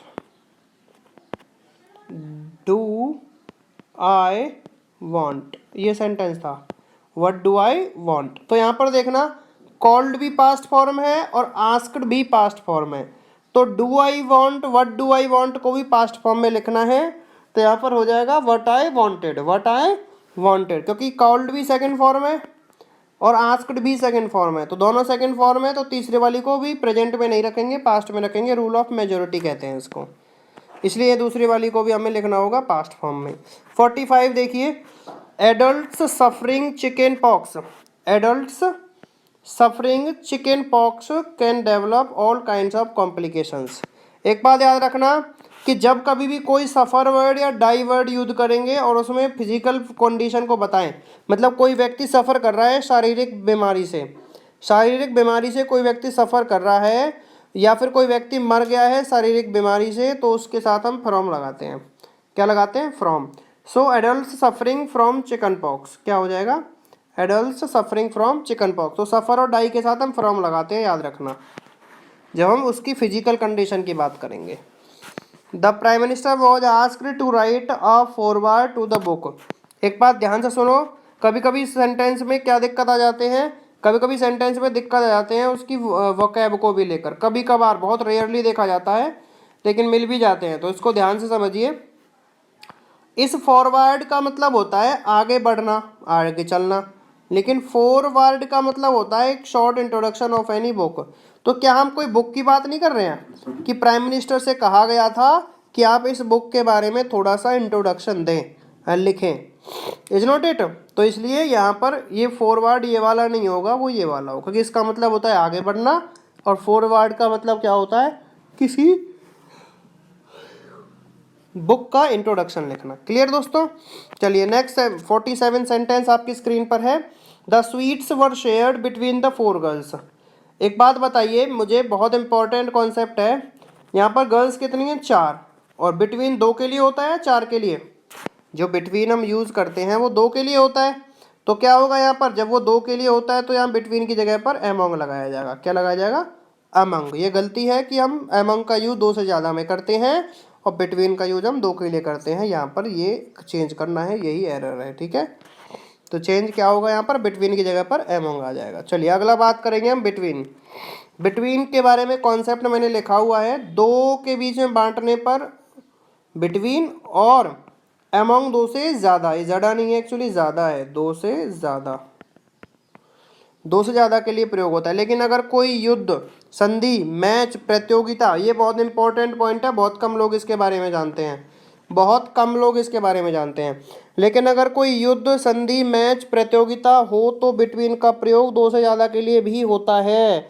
there was a world cup tournament between 10 countries. तो यहाँ पर क्या होगा? कंट्रीज़ तो 10 हैं, लेकिन मैंने यूज़ क्या किया है फिर भी? बिटवीन। वो क्यों यूज़ किया है? क्योंकि जब कभी भी हम 2 से ज़्यादा लोगों का हो या 2 का हो, अगर हम युद्ध की बात करेंगे या संधि की या मैच की या प्रतियोगिता की, तो बिटवीन ही यूज होगा, 2 से ज़्यादा में भी। मैं दोबारा से रिपीट करता हूँ, जब कभी भी आप 2 से ज़्यादा की बात कर रहे हैं और वहाँ पर मैच की बात हो रही है, या तो या संधि की या लड़ाई की, ठीक है दोस्तों, या कोई प्रतियोगिता चल रही है, तो बिटवीन यूज होगा। चाहे आप वहाँ पर कितने भी लिख रहे हो, 2 से ज़्यादा लिखेंगे तब भी वहाँ पर एमोंग नहीं लगाना है। चलिए आगे बात करते हैं। ये कॉन्सेप्ट आप लिख लीजिएगा दोस्तों, बहुत इंपॉर्टेंट है। The young man from Japan. The young man from Japan found the ascent of the mountain hard going. जैसा कि मैंने आपको बताया था कि कभी कभी वोकैब से रिलेटेड भी आ जाते हैं। तो इस एसेंट का मतलब होता है अनुमति देना, किसी के प्रपोजल को एक्सेप्ट कर लेना, और इस एसेंट का मतलब होता है चढ़ाई। तो स्पेलिंग में एक दिक्कत है, ASSENT की जगह पर ASCENT का यूज करना है। चलिए 49 की बात करते हैं। 49 क्या कहता है, if you the worst comes to you, if you the worst comes to worst, I will have to bid goodbye to my studies and join my family business। अब इस सेंटेंस में आप जब देखेंगे तो आपने देखा हो तो क्या है कि वर्स्ट कौन सी डिग्री है, सुपरलेटिव डिग्री है। तो यहाँ पर तो हमने दा लगा दिया, लेकिन यहाँ पर वर्स्ट के पहले दा नहीं लगाया है, तो हमें दूसरे वाले में भी दा लगाना होगा, क्योंकि सुपरलेटिव डिग्री से पहले हम दा का यूज़ करते हैं। कम्स टू द वर्स्ट का प्रयोग होगा, क्योंकि वर्स्ट बैड, वर्स और वर्स्ट की सुपरलेटिव फॉर्म है, जिससे पहले हम हमेशा द का प्रयोग करते हैं। तो इसलिए हमने क्या करना है, हमने यहाँ द का यूज़ करना है सुपरलेटिव डिग्री से पहले। चलिए अब हम बात करते हैं अगले सेंटेंस को लेकर। तो नेक्स्ट सेंटेंस क्या है, देखिए मैं आपकी स्क्रीन पर लाता हूँ। ये आपका नेक्स्ट सेंटेंस है, आप इसे फटाफट से देखिए, अपने दिमाग से आंसर निकालने की कोशिश कीजिए। नहीं आता है तो फिर मैं आपको इसका जवाब दूंगा। A part of the training they offered was really good. A part of the training they offered was really good. तो इस सेंटेंस में कोई गलती नहीं है, सेंटेंस बिल्कुल सही लिखा हुआ है, करेक्ट सेंटेंस है। ठीक है दोस्तों। The soil was moist as there was little rain the day before, as there was little rain. देखो दोस्तों, बहुत इंपॉर्टेंट कॉन्सेप्ट है, बहुत कम लोग जानते हैं इसके बारे में कि लिटिल, अ लिटिल और द लिटिल में क्या डिफरेंस होता है। दोस्तों जो लिटिल होता है उसका मतलब होता है नेगेटिव, मतलब जीरो। क्या वहाँ पर जीरो बारिश हुई थी जिसकी वजह से मॉइस्चर आया था? मॉइस्ट का मतलब मॉइस्चर, मतलब नमी थोड़ी बहुत होना, ठीक है। तो जो मिट्टी थी वो उसमें नमी थी क्योंकि बारिश ना हुई। तो बारिश नहीं, बिल्कुल नहीं होने से नमी आएगी या थोड़ी बहुत होने से नमी आएगी? तो वहाँ पर क्या हुआ, अब देखो लिटिल का मतलब क्या होता है, इक्वल टू जीरो। ठीक है, इसमें एरर क्या है, इसमें लिटिल की जगह पर वैसे ए लिटिल यूज होगा। क्या होगा, ए लिटिल। क्यों? क्योंकि वहाँ पर जो है, अब क्या होता है कि जो अ लिटिल होता है उसका यूज करते हैं हम पॉजिटिव में। किस में करते हैं दोस्तों? पॉजिटिव में। तो अब ए लिटिल यूज होगा क्योंकि थोड़ी बहुत तो बारिश हुई। अब बारिश कोई ऐसी चीज़ नहीं है जो फिक्स हो, क्योंकि देखो द लिटिल का मतलब भी, द लिटिल का यूज भी होता है थोड़ी के अर्थ में, लेकिन द लिटिल का मतलब हमेशा किससे होता है? फिक्स से, जो अमाउंट फिक्स हो। तो क्या बारिश की अमाउंट जो होगी वो फिक्स हो सकती है? नहीं हो सकती है। बारिश की काउंटिंग फिक्स हो सकती है कि भाई 10 लीटर बारिश हुई? नो, ऐसा नहीं होगा। तो इसलिए क्या करेंगे हम, वो हमें हो भी सकता है, जैसे कभी कहते हैं ना कि 20 सेंटीमीटर बारिश हुई, 30 सेंटीमीटर हुई, लेकिन यहाँ हमें काउंट करके नहीं दे रखा है। अगर नहीं दिया हुआ है तो हमारे लिए तो अनफिक्स है, हमारे लिए तो फिक्स नहीं है। तो जब फिक्स नहीं है तो हम क्या यूज़ करते हैं? A little. अगर फिक्स लिख के दिया होता तो दावी हो जाता। आगे है, the manager wanted to know who had arrived early that day, the cashier और द अकाउंटेंट। मतलब मैनेजर ये जानना चाह रहा है कि कौन जल्दी आया था। अब जैसा कि आपको पता है कि भाई सेंटेंस में कंपैरिजन तो हो ही रहा है कि भाई कौन जल्दी आया था, क्योंकि एक से जल्दी दूसरा तो आया ही होगा। तो इसका मतलब क्या हुआ, जब दो के बीच कंपैरिजन होता है तो क्या करते हैं हम, यहाँ पर हम क्या करते हैं? कंपैरेटिव डिग्री का प्रयोग करते हैं। तो ईजियर नहीं है एक्चुअली, अर्ली है, और अर्ली की कंपैरेटिव फॉर्म क्या होगी? अर्लियर, क्योंकि कंपैरिजन हो रहा है तो कंपैरिजन के लिए हम क्या लगाएंगे यहाँ पर? अर्लियर। तो एरर हो गया इसके बी पार्ट में। नेक्स्ट है, she pretends as if she has never in life told a lie. मतलब प्रिटेंड्स का मतलब होता है ऐसा दिखावा करना, बहाना करना। तो क्या होता है, अब सेंटेंस में दिक्कत क्या है, अगर किसी सेंटेंस में, अगर जैसे मैं आपको नीचे बताता हूँ, अगर किसी भी सेंटेंस में if, as if, I wish, wish ये सब दिए हों तो समझ लेना सेंटेंस में इमेजिनेशन है, मतलब कल्पना है। और जब भी सेंटेंस में कल्पना होगी तो याद रखना हमेशा पास्ट इंडेफिनिट फॉर्म का यूज करना है, पास्ट कंडीशनल मतलब सेकंड फॉर्म का प्रयोग करना है। तो यहाँ पर दिक्कत क्या हुई है, हैज़ नेवर, हैज़ नेवर की जगह पर हैड नेवर। हैड क्या है, हैज़ की हैज़ फर्स्ट फॉर्म होती है, हैड इसकी सेकेंड फॉर्म होती है। चलिए 54th सेंटेंस देखिए ध्यान से, यहाँ पर है knowledge of at least 2 language are required to pass the examination. बहुत आसान है, पहले भी हम डिस्कस कर चुके हैं। इस ऑफ की वजह से ये 2 लैंग्वेज ऑब्जेक्ट बन गया है, तो वर्ब किसके अकॉर्डिंग आएगी, नॉलेज, क्योंकि ये बिना प्रीपोजिशन के आ रही है तो इसके लिए इज लगाएंगे। देखो यहाँ पर और ना ऑफ दिया हुआ है, तो ऑफ के बाद 2 लैंग्वेज लिखी हुई है, तो 2 लैंग्वेज क्या है, ऑफ का ऑब्जेक्ट है। इसीलिए जो भी नाउन प्रोनाउन बिना किसी प्रीपोजिशन के फॉलो होगा वही सब्जेक्ट होता है और उसी के हिसाब से वर्ब प्रयोग होती है। तो यहाँ पर नॉलेज जो है वो बिना किसी नाउन उसके प्रीपोजिशन के फॉलो हो रखी है, तो बिना प्रीपोजिशन के लिखी हुई है, इसलिए वर्ब इसी के हिसाब से लगेगी। तो ऑफ नाउन प्रोनाउन ऑफ के बाद आएंगे तो वो क्या बन जाते हैं, ऑब्जेक्ट है। यहाँ नॉलेज एक शब्द सब्जेक्ट है इसीलिए, और जो कि अनकाउंटेबल और सिंगुलर होता है। चलिए 55 देखिए, the members of the opposition party in the parliament shout upon the ministers if he makes a wrong statement. Actually shout upon नहीं होता है दोस्तों, शाउट एट होता है। क्या होता है, शाउट एट। तो ये प्रेपोजिशन का एरर है, यहाँ पर शाउट के साथ एट लगाया जाएगा। ठीक है दोस्तों, ये हम बाद में मैं आपको प्रेपोजिशन पढ़ाऊंगा जब हम डिस्कस करेंगे, सारे कॉन्सेप्ट आपको क्लियर हो जाएंगे। नेक्स्ट सेंटेंस है आपका, everyone of the films. Actually every of the films होना चाहिए था, ये एक एरर है, एक पहला तो ये हो गया, एवरी ऑफ द फिल्म्स होना था। That you suggested are not worth seeing, ये रिलेटिव प्रोनाउन हो गया कि नहीं हुआ, बिल्कुल हो गया जनाब। अब जो सजेस्टेड है वो किसके लिए है, यू के लिए है। सजेस्टेड तो यू के लिए है, वो इसमें लिखा हुआ है, लेकिन जो वर्ब सजेस्टेड के बाद लिखी हुई है वो किसके लिए है, फिल्म्स। लेकिन मैंने आपको बताया हुआ है कि अगर किसी भी सेंटेंस में अच्छा एक बात और, यहाँ पर रिलेटिव प्रोनाउन आ गया, तो रिलेटिव प्रोनाउन अगर किसी सेंटेंस में दे रखा हो तो इसके पहले वाली वर्ब इसके बाद वाले शब्द में प्रयोग होती है। पहले वाला शब्द जो है ये फिल्म्स, इसके अकॉर्डिंग ये वाली वर्ब यूज होगी। सो द फिल्म्स के लिए हम लगाएंगे यहाँ पर क्या, आर। तो सेंटेंस में नो एरर, ये सेंटेंस सही लिखा हुआ है। चलिए 57 देखिए, 57 बहुत आसान है, बहुत ज़्यादा आसान है।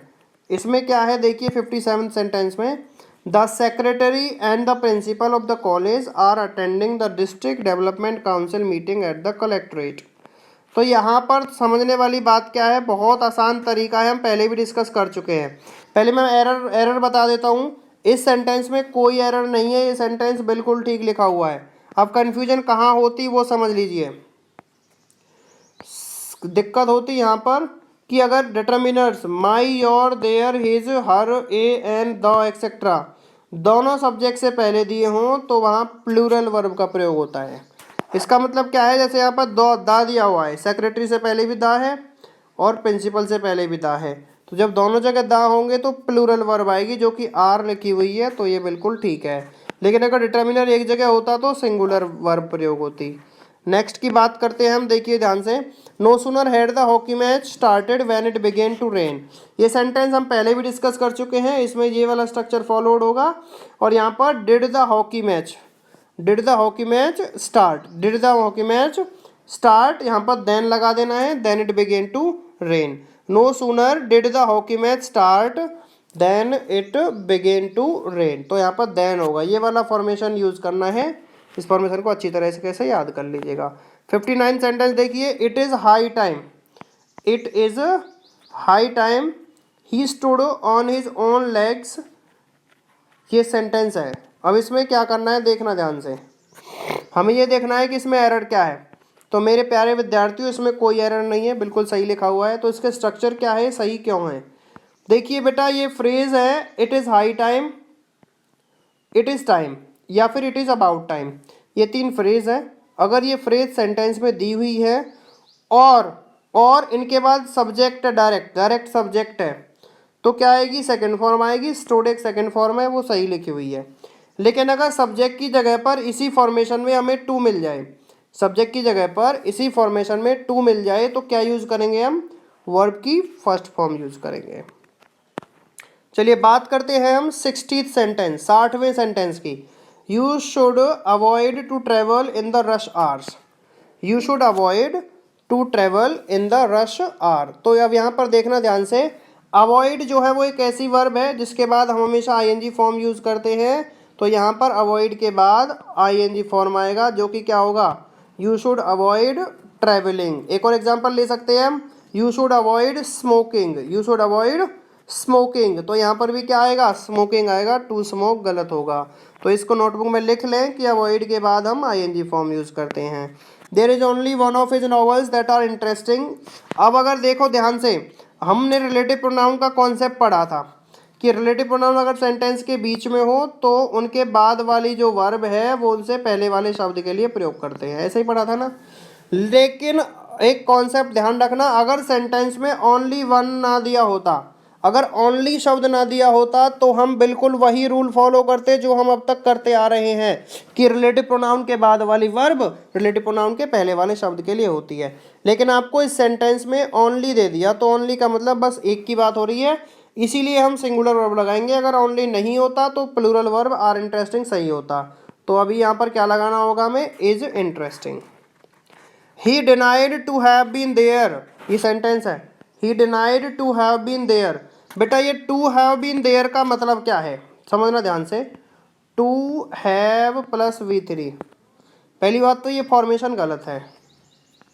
इसका सही फॉर्मेशन क्या है, इसका सही आंसर है वैसे दोस्तों मैं बता दूं, had been there, to had been there, to had been there, ये इसका सही आंसर है। क्यों है, क्योंकि टू हैड बीन देयर का मतलब होता है that he had been there, यहाँ टू हैड बीन का मतलब है that he had been there. He denied to have been there ये गलत है, he denied to had been there, इसका मतलब टू हैड बीन देयर का मतलब है that he had been there, मतलब वो वहाँ कल प्रेजेंट था, उसने मना कर दिया कि वो वहाँ पर प्रेजेंट था। तो इसका सही फॉर्मेशन क्या है, he denied to had been there. To had been there का मतलब क्या है, he denied that he had been there, तो यहाँ पर हैड होगा that he had been there, तो ये एरर है, इसे ठीक कर लीजिएगा। टू हैड बीन के जगह पर, हैव बीन के जगह पर क्या आएगा, टू हैड बीन देयर होगा, क्योंकि जिसका अर्थ होता है पास्ट परफेक्ट। आगे है, a milk can provide protein for nutritionally balance diet, तो यहाँ पर क्या है, मिल्क एक अनकाउंटेबल नाउन है, इससे पहले हम ए का यूज नहीं करेंगे। मिल्क अनकाउंटेबल है, अतः हम ए का प्रयोग नहीं करेंगे, ये इसमें एरर है। अब देखिए अगला कॉन्सेप्ट, अगला कॉन्सेप्ट क्या कहता है दोस्तों, when the football team walked on to the field the crowd burst into applause but some cheers were heard too. देखो बच्चे, पहले सेंटेंस में क्या है कि भाई जब ग्राउंड पर गई फुटबॉल टीम तो जो क्राउड है वो एकदम से उमड़ पड़ी, एकदम से जोर लगाकर क्या किया उन्होंने, सभी ने अप्लॉज किया, शाबाशी दी, स्वागत किया। अब यहाँ पर एक वर्ड दे दिया गया है बट, तो बट का मतलब क्या होता है कि जो पहले वाली स्टेटमेंट है उसके उल्टे दूसरी वाली। जैसे मैं आपसे कहता हूँ I am rich but happy, क्या सही है, I am rich but happy, गलत है, क्योंकि मुझे कुछ उल्टा बोलना पड़ेगा ना, भाई मैं रिच हूँ तो ये तो पॉजिटिव है, अब बट लगा दिया तो दूसरा नेगेटिव बोलना पड़ेगा, I am rich but not happy but sad. तो पहले वाले सेंटेंस का उल्टा लिखेंगे तभी तो बट लगाते हैं, तो यहाँ पर भी ऐसा होगा। देखो यहाँ पर क्या दे रखा है, शाबाशी दी, और चीयर्स का मतलब भी क्या होता है, बढ़ावा देना, शाबाशी देना एक तरीके से, तो दोनों तो एक जैसे हो गए, तो इसका मतलब गलत है। गलत क्या है, दूसरे वाले को ठीक करना होगा, तो यहाँ पर क्या होगा, बट सम चीयर्स की जगह पर हम क्या लगाएंगे, but some abuse, but some abuses were heard to, तो यहाँ पर हम इसे अब्यूजेज कर देंगे क्योंकि हमें नेगेटिव मीनिंग देना होगा, पहले वाले से अपोजिट मीनिंग देना होगा। तो यहाँ पर चीयर्स के स्थान पर क्या लगाना होगा, अब्यूजेज का प्रयोग करना होगा। 65 है दोस्तों, I now am knowing all the facts about him. जैसा कि मैं आपको पहले भी बता चुका हूँ कि कुछ इंटरनल एक्टिविटीज़ होती हैं जिन्हें हम कभी आईएनजी फॉर्म में प्रयोग नहीं करते हैं, जैसे know, like, love, feel, appear, think. अगर मैं आपसे कहूँ I am knowing him very well, तो ये गलत होता है, I know him very well सही होता है। और बाकी फुल डिटेल के लिए कि क्यों, क्या, कैसे इनको यूज़ कभी कर भी सकते हैं कि नहीं, आपको टेंसेस पार्ट 1 देखना होगा। मेरे दोस्तों, मैं आप सभी के लिए बहुत अच्छी तरीके से मेहनत कर रहा हूँ, आप सभी के लिए कॉन्सेप्ट लेकर आ रहा हूँ, तो आप प्लीज़ मेरे चैनल को सब्सक्राइब जरूर कीजिएगा, आई रिक्वेस्ट एवरीबडी। और जहाँ तक हो सके इसे शेयर कीजिए अपने दोस्तों के साथ। अगला 66 सेंटेंस है दोस्तों, ए hot and A cold spring was found near each other. तो इस सेंटेंस ये हमें दिया हुआ है, तो इस सेंटेंस में क्या करना है देखो ध्यान से। ये पहला सब्जेक्ट हॉट है, दूसरा कोल्ड है, इससे पहले भी ए दिया हुआ है और इससे पहले भी ए दिया हुआ है, तो दोनों से पहले ए है, तो डिटर्मिनर वाला केस हो जाएगा, जो मैं पहले भी डिस्कस कर चुका हूँ कि अगर आपको डिटर्मिनर दोनों सब्जेक्ट से पहले दिया हो तो आप वहाँ पर कैसे वाली वर्ब यूज़ करेंगे, हम वहाँ पर यूज़ करेंगे कैसे वाली वर्ब दोस्तों, हम वहाँ पर यूज़ करेंगे प्लूरल वर्ब। कैसी वर्ब यूज़ करेंगे दोस्तों, प्लूरल वर्ब। तो उसी हिसाब से हम इसमें करेक्शन करने वाले हैं कि हम यहाँ पर यूज़ करेंगे प्लूरल वर्ब। इसमें आप प्लूरल वर्ब यूज़ करेंगे, आप यूज़ कर लीजिएगा। चलिए नेक्स्ट चलते हैं। तो प्लूरल वर्ब क्या होगा यहाँ पर, वॉज की जगह पर verb found near each other. चलिए पहले वहाँ प्लूरल वर्ब का प्रयोग होता है, all doubts are clear between you and I. देखना बच्चे ध्यान से, बिटवीन एक प्रेपोजिशन है, अभी मैंने आपको बताया। तो जब भी कभी प्रेपोजिशन के बाद कोई प्रोनाउन आएगा या नाउन आएगा वो क्या बन जाता है, ऑब्जेक्टिव केस में बन जाता है। तो मुझे क्या करना होगा, यू एंड मी लिखना होगा, क्योंकि प्रेपोजिशन के बाद ऑब्जेक्टिव केस का प्रयोग करते हैं। I went to the temple with my parents, my aunts and my cousin sister. एक बात ध्यान रखना, कभी भी सिस्टर और ब्रदर के साथ क्या नहीं लगाना है, कजिन वर्ड का यूज नहीं करना है, तो यहाँ पर कजिन नहीं आएगा, ध्यान रखना दोस्तों अच्छी तरीके से। नेक्स्ट देखिए sentence, I have passed the examination 2 years ago। आपका सेंटेंस है I have passed the examination 2 years ago। तो आपको मैं बता देता हूँ कि अगर किसी सेंटेंस में आपको previous day, the previous year, the past time, इनके साथ पास्ट टाइम दे रखा हो, जैसे देखो एगो, long ago, last day, last night, the plus previous night, previous year, और इनके साथ पास्ट टाइम, जैसे कि इन 1997, इन 1944, इन 2019 अगर दे रखा हो तो वहाँ पर क्या करते हैं हम, सेकंड वर्ब मतलब वर्ब की सेकंड फॉर्म का प्रयोग करते हैं। तो यहाँ पर हो जाएगा आई हैव पास की जगह पर I passed the examination 2 years ago। चलिए आगे बात करते हैं सेंटेंस नंबर 70। तो यहाँ पर दे रखा है the value of dollar declines as the rate of inflation raises. समझना ध्यान से बेटा, जो रेजेस है वो कैसी वर्ब है, वो एक ट्रांजिटिव वर्ब है। तो ट्रांजिटिव वर्ब का मतलब होता है सकर्मक क्रिया। तो जब सकर्मक क्रिया है, ट्रांजिटिव है, तो इसका ऑब्जेक्ट होना ज़रूरी है, जो कि हमें सेंटेंस में नहीं दिया हुआ है, तो हमें क्या करना है, रेज वर्ड की जगह पर ऐसा यूज करनी है वर्ब जिसका मीनिंग भी उठना हो, लेकिन वहाँ पर किसकी ज़रूरत ना पड़े, हमें ऑब्जेक्ट की ज़रूरत ना पड़े। तो यहाँ पर रेज की जगह पर हम राइज लगाएंगे, क्योंकि राइज एक इंट्रांजिटिव वर्ब भी हो सकती है और इंट्रांजिटिव भी मानते हैं वैसे हम इसे। तो यहाँ पर रेज की जगह पर क्या आएगा, राइज, क्योंकि रेज एक ऐसी वर्ब है जिसका ऑब्जेक्ट होना जरूरी है, जो ट्रांजिटिव होती है, और यहाँ पर ऑब्जेक्ट नहीं है, तो इसलिए हम क्या करेंगे, यहाँ पर राइज वर्ब का यूज करेंगे रेज की जगह पर। चलिए बात करते हैं नेक्स्ट सेंटेंस की। बहुत आसान सेंटेंस है, one of his desires are. जैसा कि मैंने आपको पहले से ही बताता आ रहा हूँ कि ऑफ एक प्रीपोजिशन है, इसके बाद वाला क्या बन जाएगा, ऑब्जेक्ट। तो वर्ब किसके अकॉर्डिंग रहेगी, जो बिना प्रीपोजिशन के है, तो वर्ब आ जाएगी वन के हिसाब से, जो कि क्या होगी, यहाँ पर आर की जगह पर इज, क्या होगी, इज। तो एरर किस पार्ट में, इसके ए पार्ट में। अगर वाक्य में निम्न सब्जेक्ट दिए हों तो हमेशा सिंगुलर वर्ब का प्रयोग होता है। ध्यान से समझ लीजिए, इसका एक और कॉन्सेप्ट आपको बताता हूँ। अगर आपको किसी भी सेंटेंस में one of, none of, either of, neither of, each of, someone of, no one of, either, neither, one, each, every of, अगर ये दे रखे हैं तो कैसी वर्ब आएगी, हमेशा याद रखना आपने सिंगुलर वर्ब ही यूज़ करनी है इनके साथ, हमेशा। चलिए अब बात करते हैं हम नेक्स्ट सेंटेंस की। If I would have realised what a bad shape our library is in, I would have done something for it, जो भी है।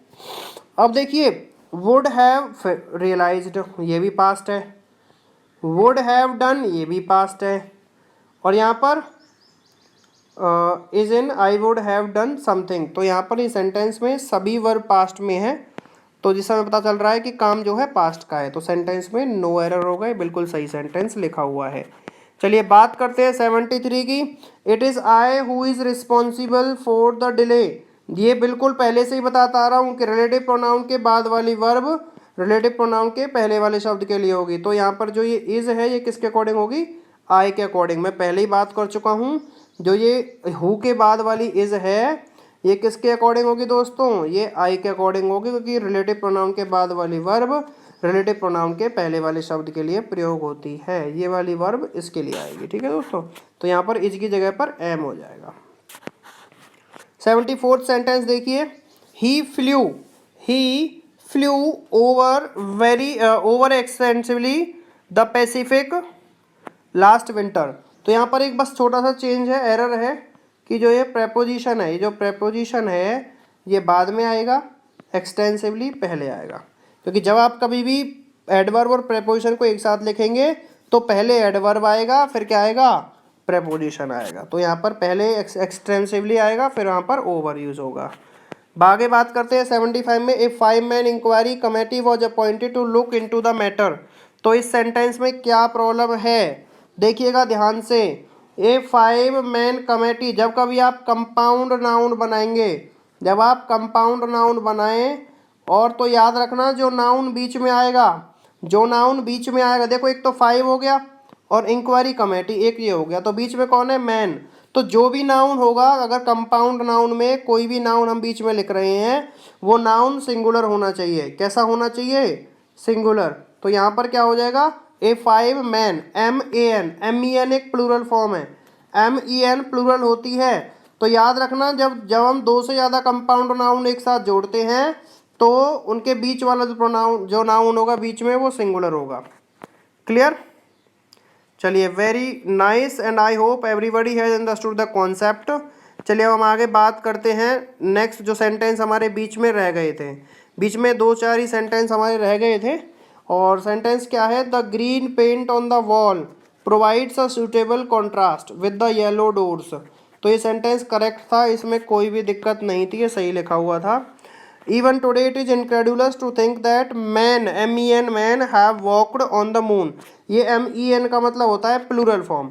तो इसमें क्या है, इनक्रेडुलस का मतलब होता है एक ऐसा व्यक्ति जो हम पर मतलब जो किसी पर विश्वास नहीं करता है, और इनक्रेडिबल का मतलब होता है एक ऐसी चीज़ जिस पर हम बिलीव नहीं कर सकते। इनक्रेडिबल का मतलब हम नहीं कर सकते, और इनक्रेडुलस का मतलब वो नहीं कर सकता, ठीक है ना। तो यहाँ पर एक दिक्कत थी, दिक्कत क्या थी, even today it is incredulous to think that man have walked on the moon. तो हमें विश्वास नहीं होता किसी पर, तो हम विश्वास नहीं कर रहे हैं, तो इसलिए क्या यूज़ करेंगे, इनक्रेडिबल। क्योंकि इनक्रेडुलस का मतलब क्या होता है कि हम पर कोई विश्वास ना करे, ठीक है ना। तो अविश्वसनीय ये होता है, ठीक है ना। चलिए, तो आई होप कि आप सभी को मेरी क्लास समझ आई होगी, पसंद आई होगी। दोस्तों, अगर अभी तक भी किसी ने मेरी वीडियो को सब्सक्राइब या लाइक नहीं किया है, प्लीज़ सब्सक्राइब और लाइक कीजिए। बहुत मेहनत से आपके लिए वीडियोस लेकर आ रहे हैं, please I want reward for that. Thank you very much for watching the video, and please be safe at home, stay at home. Thank you so much.